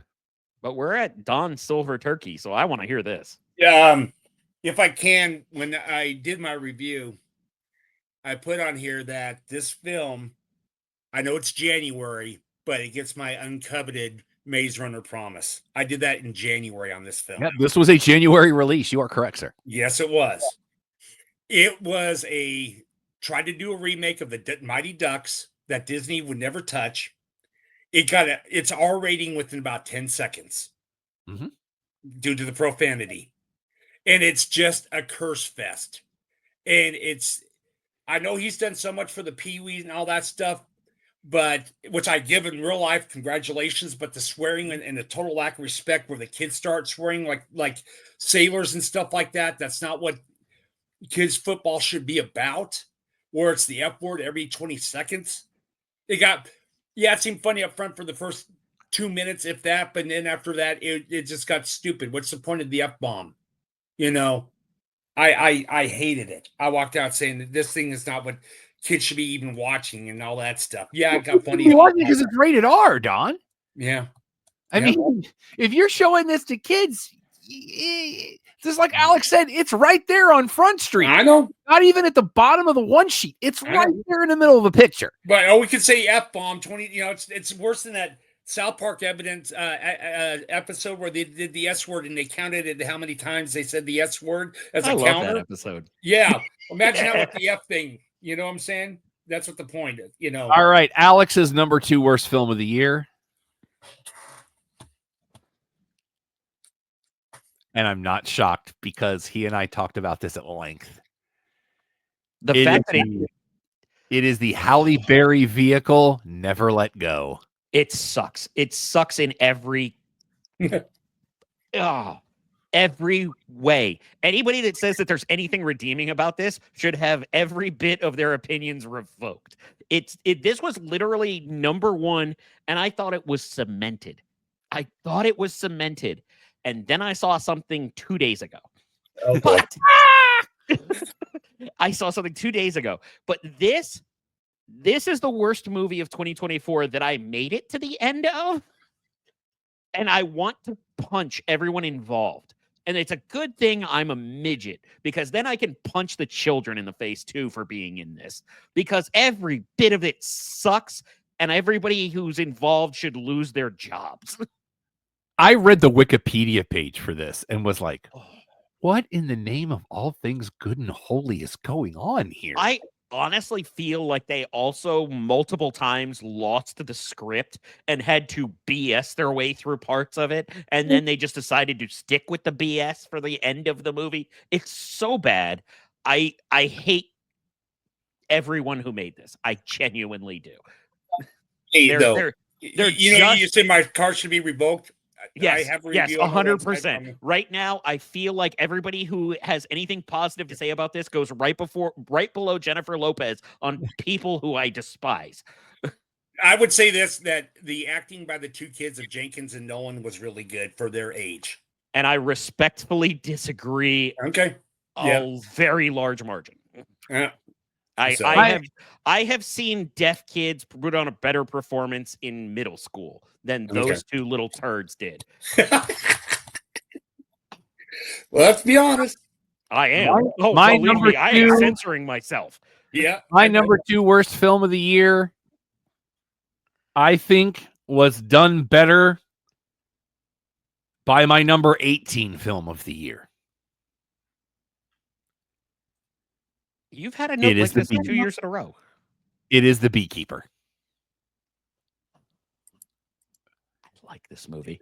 I like this movie. When this movie ended, I said, if this movie's made in 1987, it makes $1 billion. And I feel like that's when the script was originally written, and they just found it and they updated it. Thelma does a better job than this film does with this storyline. I'm not gonna lie. I think you're 100% right about the script, and I loved it. I genuinely enjoyed The Beekeeper. I was like, I spent my whole time just shaking my head. And I love Statham. Mm-hmm. Like, I'm okay with suspension of disbelief, but there is no way in hell you can make me suspend my disbelief enough to believe that that's what those call centers were like. That's all I'm saying. That's all I'm saying. The third act to this, kind of fun. Couple of unnecessary swerves. But it's just too much. I have a question, but I'll hold it if Don, you want to jump in on anything. I'm just saying, I love the action, and I love the fact that they went to the thing and did and destroyed the office of the scammers. But it's what I expected with them. But it wouldn't be that bad for me. But still, I can see your points. So, Rob, we have multiple times referred to a show known as "How Did This Get Made?" Yep, on this. One of my favorites. Did you watch the movie before, after, or both? Oh, wait, I saw this at a screening, and they did that episode happened like 2 months ago. Okay, I did not know if you had gone back to it afterwards, because I will tell you, I did not watch it until after that episode, and it made things that probably would have bothered me infinitely more fun. Things like, so I wonder if that's the gist. Things like Bioswarm. Things like, why is there a leak in the middle of the ceiling that we're not referring to? Why is there balloons? Why is there a bucket? How did that guy survive after he did that to him? All right, boys, before we get to your number 1 worst films of the year, and we are running long tonight, kids, get used to it. Yeah. Any dishonorable mentions you want to put out there? Not for me, not really, no. No, like I said, it was a bad year for movies, so just about anything could be argued for the bottom. Anything I want to give extra credence to, I want to do on the positive side. Okay. For me, I'm going to give you a couple. Trigger Warning with Jessica Alba on Netflix. That's atrocious. Janet Planet. As much as I love Juliette Nicholson, terrible film. It reminded me a lot of that Miss America film that Greta Gerwig did. Mm. The acting is flat. There's no point. And I think that's all I'm going to use, because let's just get to the number 1s, because 2 of the 3 are the same. And the one that isn't is Don's. Because we already covered it. Don's worst film of the year. And I want to go back to something you said a little while ago, Alex. Oh, dear. It's the one thing Don don't like. It's long movies.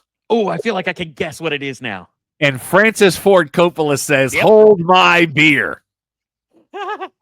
It is Megalopolis. Wait. Don, may I tell the story of your night at the screening before you begin? Yeah, go ahead. So Don and I were screening 2 different movies. Interestingly enough, the movie I was screening is in my top 5, which means we're going to talk about it later. I left the screening and ran into Don outside of the theater, who was looking like he wanted to punch a baby on the way to the bathroom.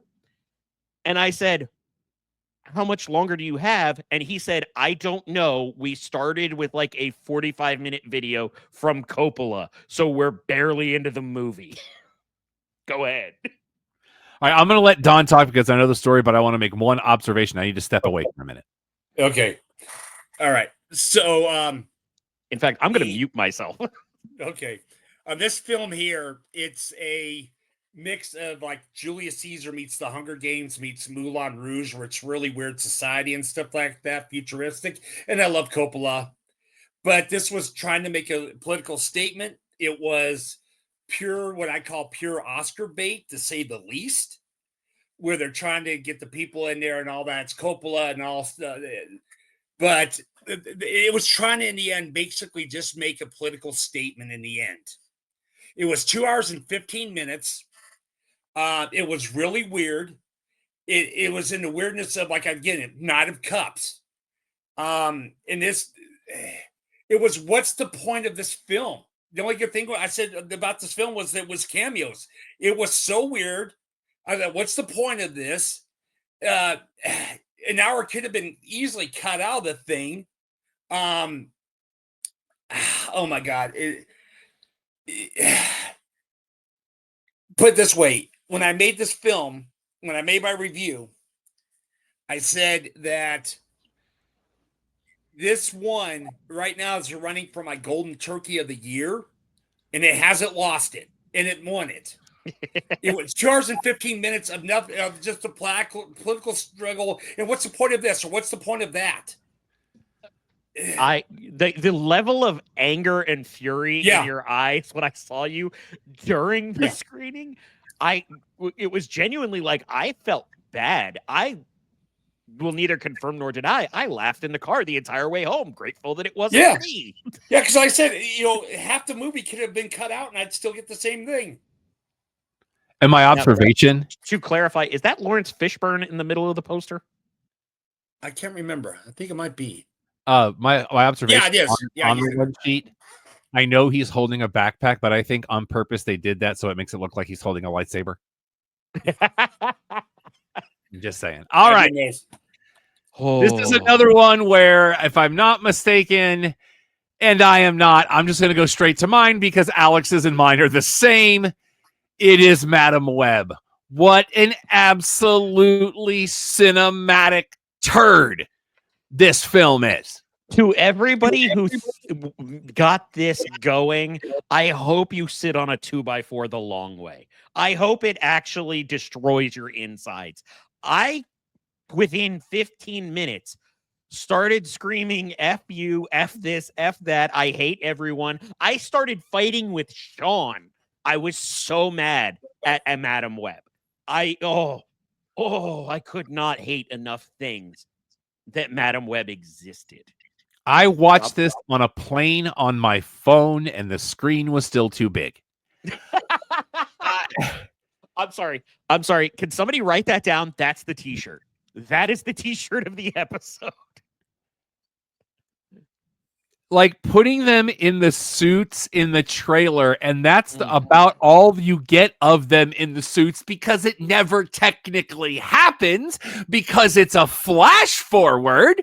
Oh, but it happens at 15 minutes, and then you realize it's a big FU. Oh. And even when Dakota Johnson's like, I don't even know, like, we were just acting in front of a green screen the whole time. I don't know what came out of it. And did you notice the error at the very beginning?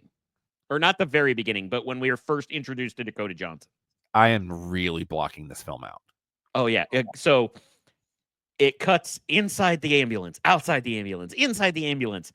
And Adam Scott is never in the same place, nor is he doing the same thing. And then they said his name, and I threw a remote so hard against the wall, I have to fix it. Oh, I knew that going in. Fortunately for me, I knew that going in. I knew about it, but I was hoping it was just somebody messing with me. I genuinely was hoping it was somebody messing with me, because I did not pay attention to how did this get made on this one. Ugh.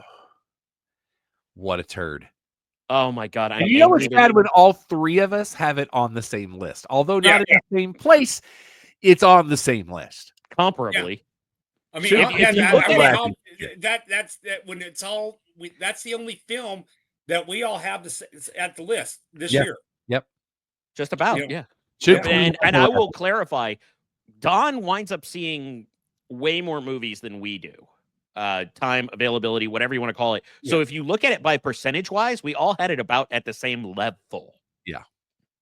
All right, let's get into our top 10, starting with Don's number 10. I can't. Right now, I'm just gonna watch Alex because I need to see his reaction. So, do I need to mute myself? You might want to mute your mic for just a moment.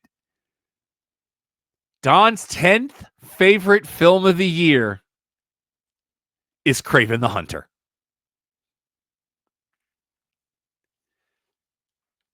Kind of quick because we are on time Go on this. Basically, it was just the new, different form of a superhero film where it wasn't a bunch of mindless action, and it had good relationships. It was realistic. It was a breath of fresh air. I go, this is one of the newest good storytelling, not a mindless bunch of junk superhero film. Realistic. I enjoyed it. That's why it's my number 10. I like hearing that, Don. Yeah. I actually like hearing that. I want to see this. I've been excited for Kraven. Yeah. I have not seen it yet. I'm setting the bar low. That's all I'm saying. Oh no. Yeah. This is one of those I'm not looking at it from an aesthetic standpoint. Entertain me. Alex's number 10 was on Don's other list. It is Twisters. Now, to actually, clarify, this is his 11th. This should have been 11, and I maintain my prior statement. I loved it. What my 10 should be, is it an animated movie that wound up getting bumped to 11 on what you have, Rob? Yeah, and that's on me. And Alex, is it on your top 10? It is not. It is for me. That film is at 23.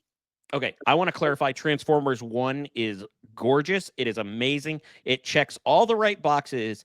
It has the power. It has the touch. And I'm mad that we're not getting more of them. But you should see it on Paramount Plus. It is delightful. Touchdown Notre Dame. My number 10 is, we're going to put a pin in it because I know it's on Alex's list. Okay.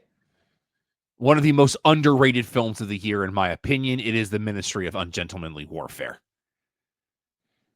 We'll talk about it in a minute because it's also on Alex's list. Let's get into number 9. Don's number 9. Number 9. Which for me is number 16 for me. A movie that I think got a real bum rap by a lot of people, and they can all go pound sand because I enjoyed Argyle. Yeah. This 24 for me. Yeah. It was when I watched it, it was at the top of the year for me when I watched it, when I made my review, which was in February. Yeah, I was going to say that was early on. That was a Q1. Yeah, and I said it had a good chance of making it the top 10 year. It's just it's a lot of fun on it. Basically 2 hours and 20 long, but it didn't seem like it. It ran through fast. It kept me interested. Action sequences were done well. Editing was good. The comedic moments were a good mix with the serious, especially with Bond doing something different. If you like The Hitman's Bodyguard, I think you'd like it. So, great summary. Yeah. Selma Hayek is my spirit animal. I really did. And the cat was great. Yeah. The cat. Alex is number 9. We're going to put a pin in it because it's on my list too. It is Monkey Man. I figured that was the case. My number 9 is not on either of y'all's lists. And I am unabashedly a fan of this film. And anybody that wants to run their mouth, don't at me because I don't care. I love The Fall Guy. I don't have The Fall Guy very low. It's 13 on my list. I did not have the huge jump that many people I heard did. But Rob, go for it. I love this movie. Like, it's not meant to be a movie version of the TV show. There's enough homage to it that it works. Sit through the credits. But Ryan Gosling gets it. His last 2 big roles being Ken and this, He's at the point in his life where he's okay with self-deprecation. Jason Momoa, I'm talking to you as well. This movie is fun, and it's meant to be fun. It's not meant to be socially conscious. It's not meant to be an Oscar darling. It's just a fun way to spend a couple of hours. And it took a lot of hate that I thought was unnecessary. I never saw any hate for this. I didn't love it. I didn't love it, but I didn't hate it. But I like the ingenuity behind it, and I could see there was some good fun with it. Yeah. I feel like the only reason it missed me was because there were references that I'm not old enough for. You're not wrong, but the Taylor Swift stuff alone. It was very fun. And what they did with the truck. Don's number 8. Put a pin in it. It is Civil War. Put a pin in it. Put a pin in it. 27. Alex's number 8 was on Don's list. It is Wicked Part 1. Okay, so here's where I have to clarify. Making these lists at the end of the year is some craft, some magic, and some just absolute. I don't know if my baseline of sobriety is either too sober for Wicked or not high enough or vice versa. But it's a really well-made movie. There's a lot of scenes, like Don said, that elongate it. But I understand the purpose for those. And part of the reason why it is on my top 10, even though I'm going to say full disclosure, I don't like The Wizard of Oz. I'm not even a huge fan of the Wicked story, but their execution, the performances by Erivo and Grande are just masterful. But what really caught me was looking at those longer musical numbers, or just numbers that wound up extending the movie. The choreography is staggeringly amazing. And I'm interested to see part 2, even though this is an incredibly long movie. And I felt like it stuck and moved in a lot of places where it could have gotten bogged down more. So, well, I'm not saying it's a masterpiece or the greatest thing that's ever happened, as some have. It's a very good movie. And if this is your niche, they nailed it. And by the way, the sequel is now being called Wicked : For Good, because John Chu doesn't want a part 2. Okay. I have changed my criteria over the years. Visually gorgeous. Performances, the fact that they performed the music live on set, outstanding. From an enjoyment factor, this is number 19 for me. But I'm also not a Wizard of Oz guy. I've seen the musical. It's going to be what it's going to be. And I'll watch the second one because I thought the performances were good. Again, great visual effects, but it's not going to be high on my list. And we figured it out before we got to Wicked, though. Wizard of Oz for me is what It's a Wonderful Life is for you, Rob. I did like what they did with the Universal logo in the beginning. That was really cool. And there was with the opening credit, yeah. And there's some good symbolism in that opening sequence that I really dug. But, it wasn't terrible. It exceeded it's not earth-shattering, but it's really okay. It's good. All right, let's get into my number 8, because my number 8's the same as Don's. It is Civil War. I was not expecting this film to be as good as it was. I was worried going in, but it is a good movie. I purposely avoided it in a theater because I didn't want to deal with what I thought was going to come with it. You and me both. Kirsten Dunst is a force of nature. It was that day that I found out her husband. Well, yeah, that was the day I found out she was married to Jesse Plemons. I like how Garland crafts the story so that he never quite says these people are good and these people are evil. He leaves it up to the viewer to determine who the good people, and this is one I don't want to spoil because I really feel like this is a film people need to see and make their own judgments for. Yeah. That is an excellent way to put it. And there's some, I know we're not a political show and I'm not going to get political on this, but there's some events of, current time, which really have reflected this film very well, I'd say. Well, and to release this in an election year was very Yeah. A24 knows what they're doing. All right. Number 7 for Don. Not shocked. Nope. Not gonna see it, but not shocked. Don's 7th favorite film of the year is The Substance. I was expecting something else. Don, go for it. Yeah, plain and simple, Debbie Moore deserves the Oscar. She got the Golden Globe. She deserves her Oscar with this role. I'm gonna say right now, she deserves the Oscar. The movie's kind of weird. There's some graphic in this, and a lot of nudity, stuff like that. So be warned. It's not the feel good film movie of the year, but the plot was good. But her acting is incredible. She deserves the Oscar. That's why it's getting number 7. I like how Don's giving us like the PG, and I'm just looking at the poster with the one tagline. We're a PG show here. Yeah. Okay. No, but what I'm saying is, look The at the official tagline on the Weinstein. poster. I couldn't Don. do anything with it, you know? Yeah. No, but her acting was that good, and I don't really see if anybody else who I think should take the thing from her. You know what I'm saying? So to take the Oscar from her, she deserves it. Alex is number 7 for the year. Put a pin in it. Yeah.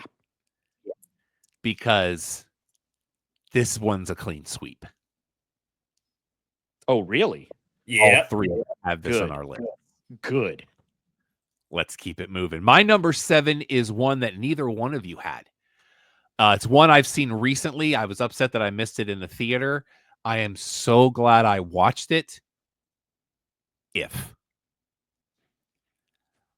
I loved this movie. Good. It will hit you in the feels on every level. Visually, it's great. It is the final, even though it's in voiceover, it is the final performance of one Louis Gossett Jr., whose character in this is fantastic. There's a nice twist at the end. And by the way, in case you didn't know, the big purple guy, that's Steve Carell. Yeah. In a movie that was written and directed by John Krasinski. I thought you were going to say Jim. I really thought you were going to say Jim. Or Randall Park, depending on who you ask. I'm going to say is that I really liked it. It didn't make my top 10, but I could see why it is, you know. So I won't disagree with you on anything on that point. You know. And there's just a couple of, especially in the third act, there's a couple of really great moments that just, man, right in the feels, bro. Right in the feels. Don's number 6 of the year. And just so we're clear on this, this is my number 68 of 94. Ooh. But opposites. Still going to put a pin in it because it is Furiosa, a Mad Max saga. So you can guess who else has it on theirs because it ain't me. So we put a pin in it? Pin. Yeah, we're going to have to. Alex's number 6 is one that is on my list to see, and I just didn't get to it. I was shocked that it didn't get the Golden Globe, but I am intrigued by the film that did. It is The Wild Robot. It's so wonderful. It is one of, if not the best animated movie I have seen in... We're not putting a pin in it. I apologize. I started talking before asking.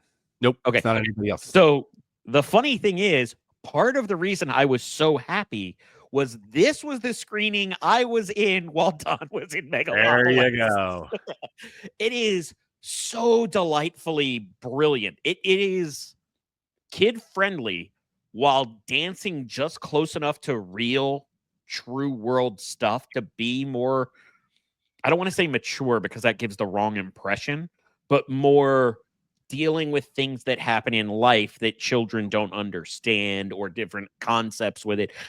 If you have any heart whatsoever, you absolutely need to see Wild Robot. It is a special movie. It is impressive. It is excellent, and I cannot wait for more of them. All right.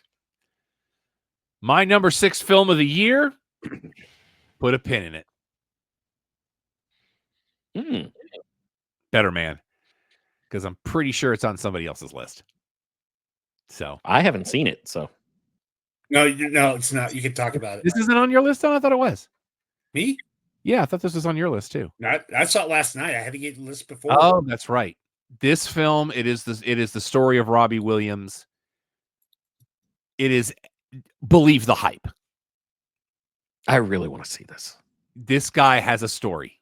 And now, after a friend of the show, Tracy Mangum, alerted me to the documentary series on Netflix, I will be watching that, hopefully before it goes away. People in America, most people in America wouldn't know. They might know some of his solo stuff because Millennium was a big song for him. He was in a boy band called Take That was huge everywhere else. You can definitely tell right off the bat he has no love for Gary Barlow. But it's a very well done film. The fact that Robbie Williams attended every premiere with the director, no matter where it was in the world. Wow. And it got a 9-minute standing ovation at one of the festivals. Very cool. See this film. It's really, really good. We're into the top half now. Don's number 5. Put a pin in it. Pin in it. I knew it. Put a pin in this. We'll talk about it. Based on certain things I've said, I feel like that might be a medal stand discussion. Alex's number 5, oddly enough, is my number 5. That is 3 movies that at least 2 of us have matched on in this show. I'm going to make a statement that clarifies my other aspect to this. This was not as feel good as some of the other ones. It is a delicate balance between a quality picture, different aspects that really elevate a film, along with enjoyment. And I will clarify that I started sobbing about 14 minutes into this film and did not stop for a solid hour afterwards. I literally had to stop it. And at one point I had to stop it and walk into the other room. Yeah. It was that much, but it is a beautiful, beautiful, beautiful movie. I saw this in a theater at a screening. Somebody put Jesse Eisenberg on a bazillion-dollar deal with a studio because all this kid does is write and direct absolute greatness. There is an intensity to this film that happens because of a milestone that this film is the first to do. And somebody asked me if I felt weird watching somebody who's exactly like me on screen. This film is fantastic. And one person that people aren't talking about enough in this, Jennifer Grey, is very, very good in this too. She's awesome. And here, the funny part is, I realized who it was about 30 to 40 minutes in. I looked at Sean, whose favorite movie of all time happened to be another Jennifer Grey picture. Yeah. And I said, when I tell you who this is, it's going to break your brain. So wonderful. I always think she did a sitcom in the 90s where she played herself. And in one of the first episodes, people are like, I recognize you. Something's different. And she was trying to dance around it. And then she just goes, nose job. Okay. Nose job. But yeah, A Real Pain is so, like, there's just no other way to say it. It is so good on every level. And Kieran Culkin absolutely deserves that award. Yep. Absolutely. He is. Both of them are great. Eisenberg wrote and directed as well. This film is fantastic. Don's number 4. Mm-hmm. I have at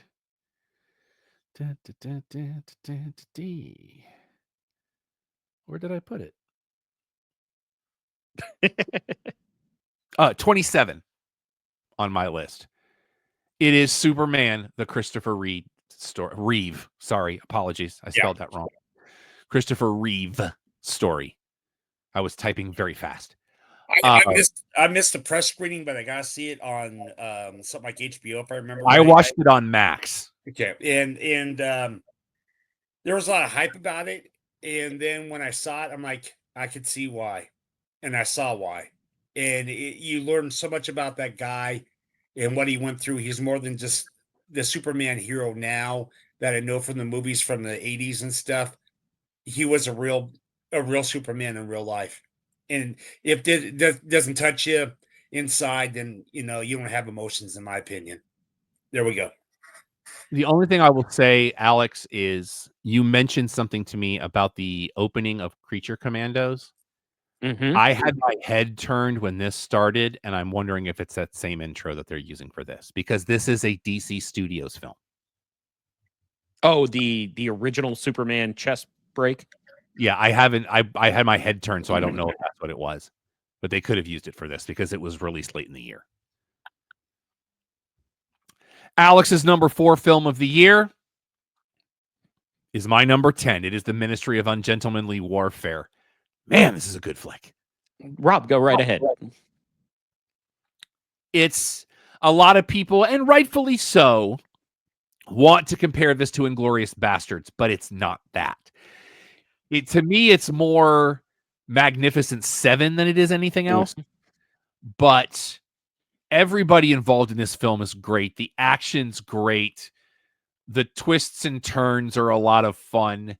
Just the whole operation of them trying to get a hold of this ship that's the key to the war and the way it unfolds is wonderful. This is a great popcorn flick that you can sit down with on a cold winter's night and just have a blast with. I love this movie. So it is so much fun on its own.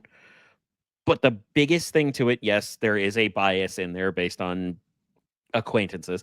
But at that same time, what I had said, even when this movie first came out, was I am so impressed with how Guy Ritchie made a spaghetti Western out of a World War II naval picture. Yep. And nailed the landing on all fronts. It's so good on so many levels. And getting Til Schweiger to play a bad guy as the evil German is just head and shoulders above everything. Nobody misses the mark in this entire picture. There's a reason I bought it before it was available. And I have watched it 6 times already. I love it. I can see why people do Inglourious Bastards thing. But in the end, it's still something different, in my opinion, because I love Inglourious Bastards. It is different and stuff like that. And it didn't make my top 10, no. But does it get an honorable from me? Yeah, it does. Absolutely. Yeah. Yeah. My number 4, put a pin in it, because we're going to talk about it here. Oh, is it even higher? Mm-hmm. Nice. Yeah, because Don's number 3 there it is not that. Oh, never mind. Is Heretic. Yep. That's an excellent choice. Yeah. That actually wound up at 23 for me.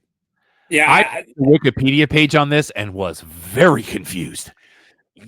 I can imagine. It's not something that's easy to explain. Don, it's your show, right? Basically, this guy, there's some missionaries that from the Latter-day Saints who are there to have appointment to talk to him.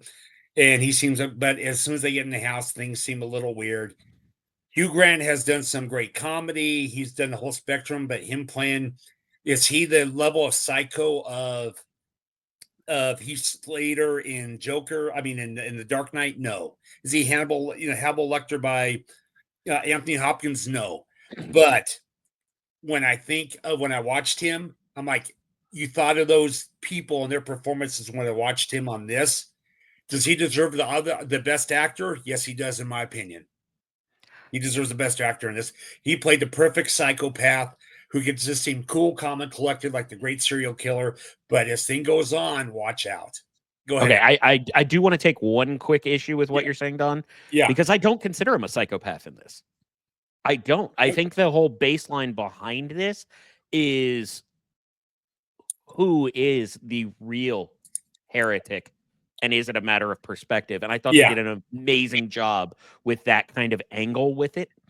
Yeah. Because we're definitively set up with the good versus evil at the start. Mm-hmm. But then there's the whole concept of everything building to questions. Like what really matters? What is the truth? What isn't the truth? What is just for show? What's not a show? And the way they do it is this infinite tangled web. And it's a really good movie. Yeah. And Hugh Grant in the last 2 years is having a career renaissance. That is fantastic. Do you think, let me ask you this, does he deserve an Oscar nomination at least, Alex? I would have a hard time not nominating him. Okay. I can roll with you on that, but I would say that if there's 5 nominees, he's closer to 4 or 5 for me. But I would really have to think about it because I did, for our North Texas film critics, I do believe I did put him up for Best Actor, but I don't believe I voted for him because I don't know if he made it through. Alex's bronze medal for the year is my number 11. Okay. It is Deadpool and Wolverine. It's just so fun. It's so brilliantly done. And the part that gets me with it the most is it's a Deadpool movie, unquestionably. And nobody told Hugh Jackman really, because that dude is going for it. It is little. If you took him doing the gravitas of Logan in a Deadpool movie and then made it just so much fun throughout, I feel like I'm going to be quoting this movie and watching this movie longer than anything else in the last few years. And I love it. This is one of those ones, like, yeah, you can get on me because it's like, oh, well, it's not something that the Academy would go for, or it's not anything like it. Well, I had fun. You have fun with your stuff. My bronze medal for the year. Let's talk about Monkey Man. Oh, I did not realize you had it this high. You were very, very highly. It's just enough John Wick to get the comparison, but it's just enough not John Wick to not be John Wick. This plays out like a graphic novel. Mm-hmm. And a lot of times looks it too. Yeah. Dev Patel does an amazing job with this film. And we lost Alex. Okay. Get him back. But I absolutely love this movie on every level. Like, I don't want them to do a sequel. I think it ends fine. There's Alex. We lost him for a second. He's back. All right, I got so excited I hit a button. Oh, okay. There's been talk of them doing another one. I don't want another one. Leave this where it is. Leave this sitting where it lies. I can understand the idea of a sequel, but I feel like this story is done. So if there is a parallel or a comparable story, I could see rolling with that. And use the unexpected friend talking about his scooter Nicki Minaj as your connective tissue. That's fine. Well, and I think that if you did do another one of its ilk within its universe, do like they're doing with Ballerina. Do it with her. That's a great idea. And I'm so ready for Ballerina. I want to go to there right now. But yeah, Monkey Man is awesome. Don's silver medal of the year. Talk about it. Let's talk about it. It is Conclave. Oh, yeah. This film, I have not talked to a single person that I have recommended this film to that has not been, Rob, I'm never not trusting one of your recommendations again. This movie does not disappoint. And I said this on Matinee Heroes. I don't know if it's going to make the show or not. But Isabella Rossellini should get an Academy Award nomination with one of the most limited roles in that category ever. She, in less than 10 minutes of screen time, almost steals this film. Yep. There are parts where it's shot like a documentary. There are parts where it's shot like I'm watching a stage production. You think it's one thing, and then it turns into another thing, and then it turns into another thing. And then you get to the end and you go, okay, all bets are off now. Yeah. And there is the interesting thing with this one is also it is so well acted, so well structured that it doesn't need much or really any action to happen to have you in the palm of its hand. The action is in the dialogue. That's the beauty of it. It is. And I when I was watching it with Sean, I believe I said the words, this movie might as well just be described as verbal fencing because it is absolute masters going back and forth. It's so incredibly well done. And the problem I had for only a moment is because, you know, when you hear somebody for the first time in a particular role and your brain goes there initially, that's me with Isabella Rossellini. I always hear Death Becomes Her in my head, and it takes a few minutes. So I almost miss like a third of her appearance But then in the other 7 minutes, she jumps in and is absolutely my pick for Best Supporting Actress. And the Tooch. The Tooch can do no wrong. He's got the Tooch and the power. No. I have the buttons. I know you do. Don, anything you want to add in this discussion? Yeah, put it in. I was impressed with it, the acting, everything. I can see this is Oscar bait, but this is deserved Oscar bait. And I said in my review that it's the kind of film that is Oscar bait, but doesn't feel like Oscar bait. Yeah. It just feels like it's just naturally Oscar worthy. If it gets Best Picture, it will not surprise me. Not at all. None of us. No. So and I won't be mad. And I won't be mad. Alex's silver medal for me, Probably pretty low.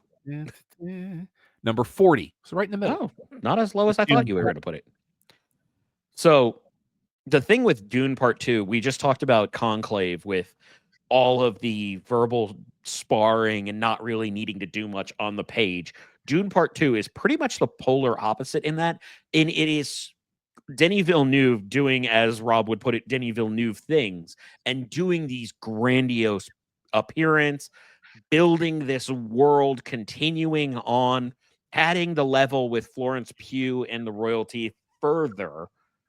And it's just really well done. It is long. There is a lot to it. And I do dig what they had done with the narrative as far as kind of shifting it on you.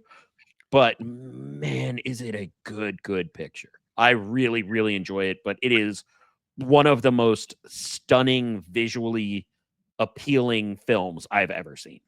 And we are getting Dune Messiah. Absolutely. I have not started Dune Prophecy in case anybody's wondering after that. I haven't either. Chalamet is a force of nature in this, but not like Austin Butler is. Oh God, no. This might be my favorite Austin Butler movie. When I read that he studied Skarsgård and nobody knew he was going to do even with the cadence until he showed up on set the first day.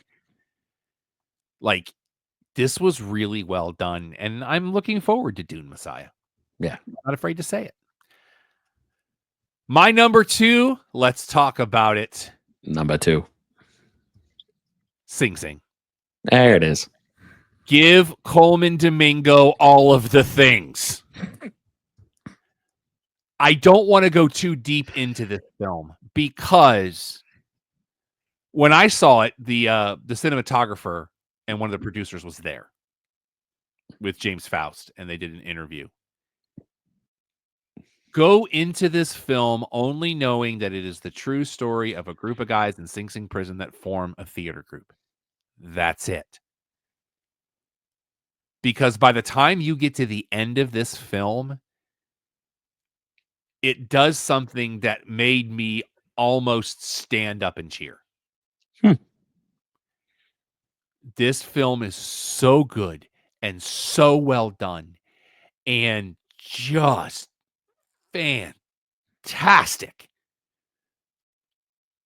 Criminally underrated. It should have gotten a wider release to get to a wider audience because it's just, it blew me away.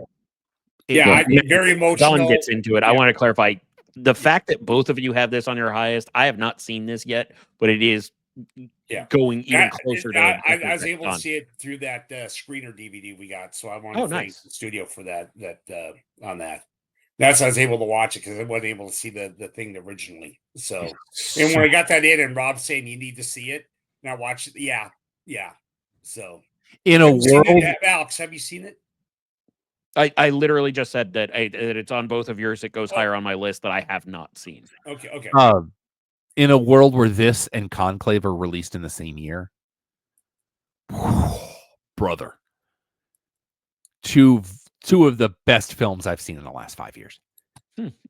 I mean, it's just this. I couldn't get this film out of my head for days afterwards. It's just, and not in a bad way, just like it's just so good that I just couldn't stop. Just, oh my God, this is fantastic. Any honorable mentions before we get to the winners? No. I had a homework assignment. I went back and watched Gladiator 2 again. Mm-hmm. I did not have nearly as many issues as not writing a review for it as I did the next time. So it actually came up higher, which is why it just missed my top 10. Touchdown Notre Dame. They now have the lead. Honorable mentions for me that we haven't already talked about. Lisa Frankenstein. Thank you. Okay, that one I wanted to make sure was on there. That was a lot of fun. Mhm. I talked about Thelma a little while ago. Really, really good. And the great Richard Roundtree. And I believe that was his last film. I believe so too. And I'm just going to say it. Bad Boys Ride or Die and the new Roadhouse. New Love Roadhouse Roadhouse. was a lot more fun than it had any business being. And one of the best uses of Enter Sandman ever. Well, Gyllenhaal, but I'm scared to see it because you know how much I hate remakes. But Don, Yeah, it's Don, really, this it's is not really that. not a remake. This It's is more not of a- that. It's a spiritual reimagining, if you will. Okay. All right. It has very little to do with the original. Okay. Mhm. Other than the title. And it's the same themes. Actually, there is one other one I would like to highlight because I've talked about it before. I pounded the table regarding foreign language for this one, but Kneecap. Kneecap is so much better than it has any business being. It's on deck for me. I just couldn't get to it, but it's worries. still on deck. All right, Don's favorite film of 2024. Before you release it, before you say, Alex, do you have any idea what it is? No. Does it surprise you, Rob? Not at all, Okay. because I know what it is. But before I told you, before you got the list, did it surprise you? Now, not at all. Okay. Earlier, I mentioned Better Man, even though that releases tomorrow. It is a 2024 film. Mhm. The other film that we have on www.theclubhousepodcast.com That's Still our our website. right now that releases tomorrow, but is still a 2024 film, is Don's favorite film of 2024. It is September 5. Shout out John Magaro. Now, Alex, does that surprise you? I have no baseline for this, so I can't say I'm surprised This- or not. This is the story of ABC News that was trying to cover both the Munich Olympics and the hostage situation at the same time live. This looks fantastic. I wish I could have been to a screening. This is on my list of films to see for sure. This is one where, you know what? If I had one fault with, and this is the point from Alex earlier where Rob said put a pin in it. If there's one fault with this film, it's too short. It's too short. See. That's the fault of this I know film. things. I'm smart. I know things. I know. You sit down, you go, it's 90 minutes, boom, boom, boom. Next thing you know, the movie's over. And it's seat of your pants. The thing I love about it was how they showed actual footage, but the cinematography made you look like you were watching it all at the same time, the real footage or the More like you were watching a documentary that was filmed at that point. Yeah. Yeah, you can tell the difference a lot of times. Is that real or is that the actual footage? And the way they filmed it, the way they acted, and it showed how they had to. This was a spur of the moment thing. No one expected the hostage No kidding. crisis to happen.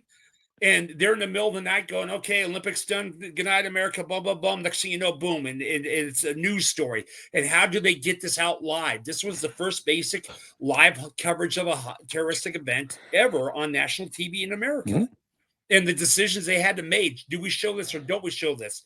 The false information that came out saying that they killed all the hostages and the hostages are alive and they survived and all that, but they didn't and all that. And there's a lot of behind the scenes of what news companies had to go through at the time, make these decisions versus it's a totally different world today with social media and everybody having a camera that could go live and stream on Facebook, live stream.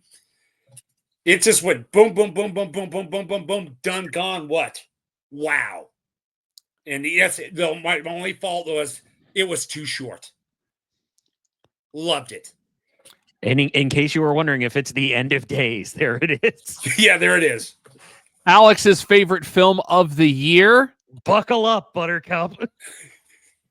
Wait, Don, do you know what it is? One that No. Very meh. Furiosa, a Mad Max saga. Oh, there we go. We're gonna put that. I have never seen, number one, an awesome movie that makes other movies that I already thought were awesome better. But Furiosa sticks the landing, is gorgeous, is fun, tells you all the things you wanted to know after Fury Road while also enhancing Fury Road. It's incredible. I know Rob doesn't like it, but I at the didn't say I same didn't time, like it. It's just meh.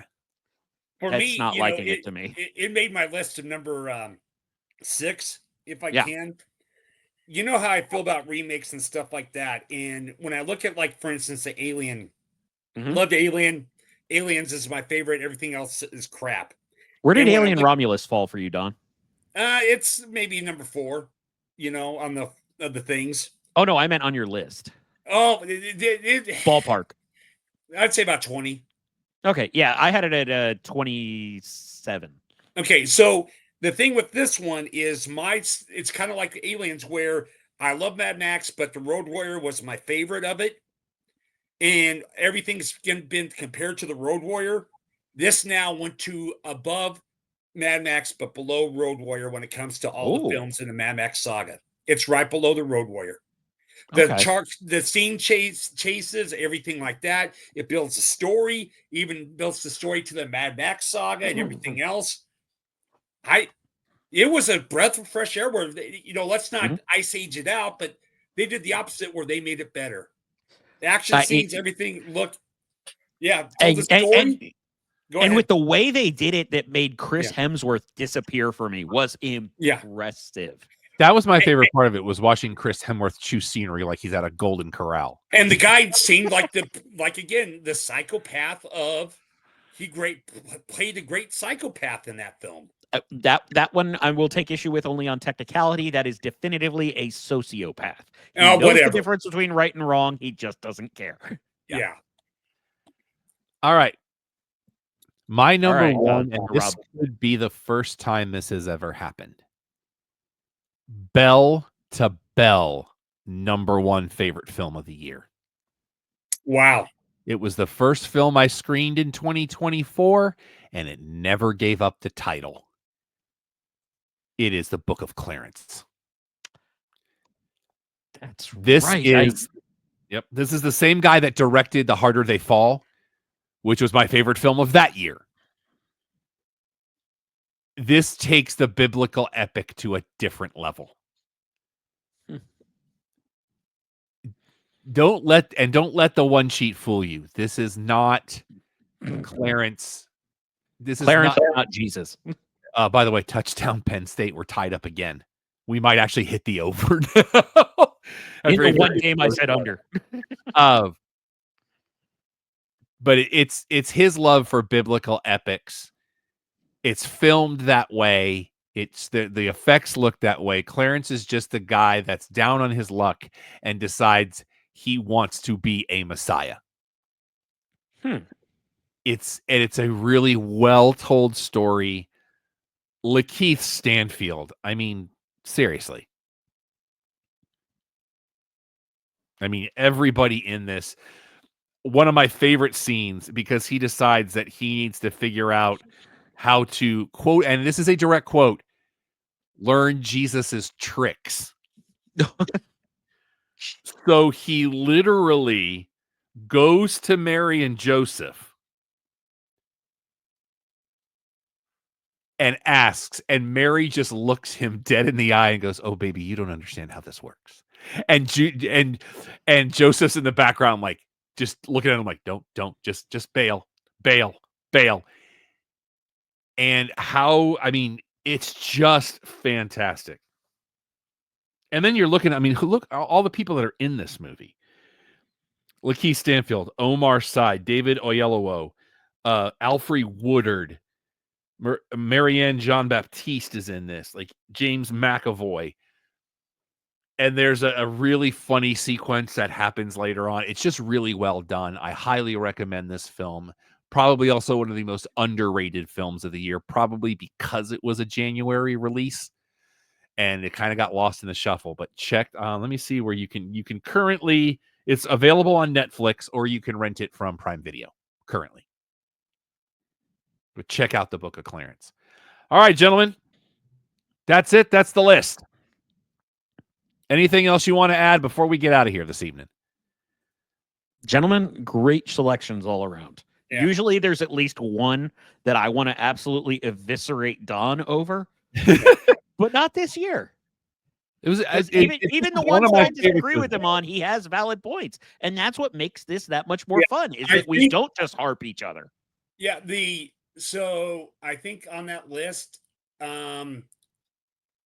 the only Conclave was in all of our top 10s. Yep. And Madam Web was the only one in our bottom 10. I believe that's accurate. Yeah. And had you seen Rebel Moon, that would have also been in all of our bottom 10s. Had you guys both seen The Crow, that would have all been in our bottom 10s. Yeah, I was scared. Borderlands was close. Yeah. Had I actually seen it, it was next on my list after Phil Collins. It probably would have been.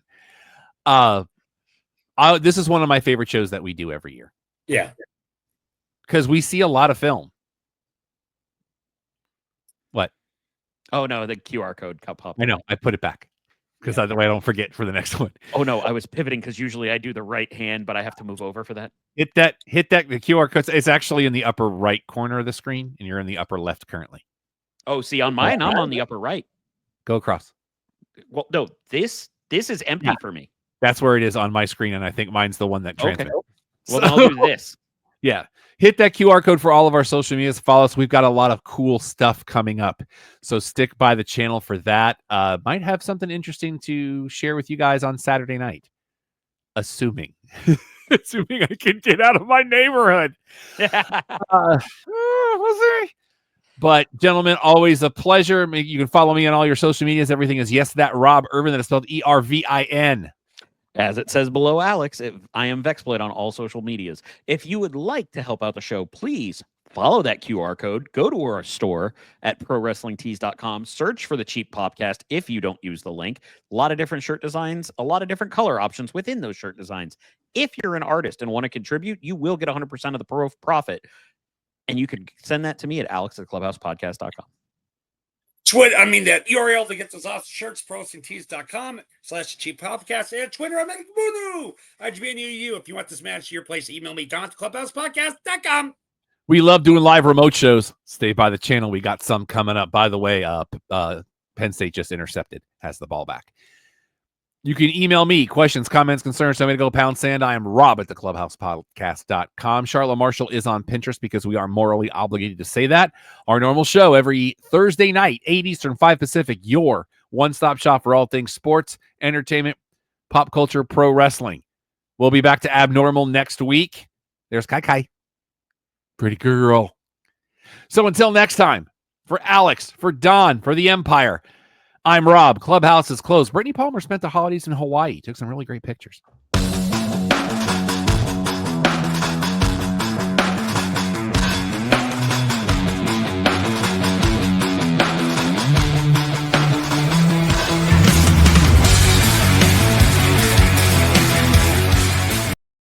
This is a Stolen Water Media production.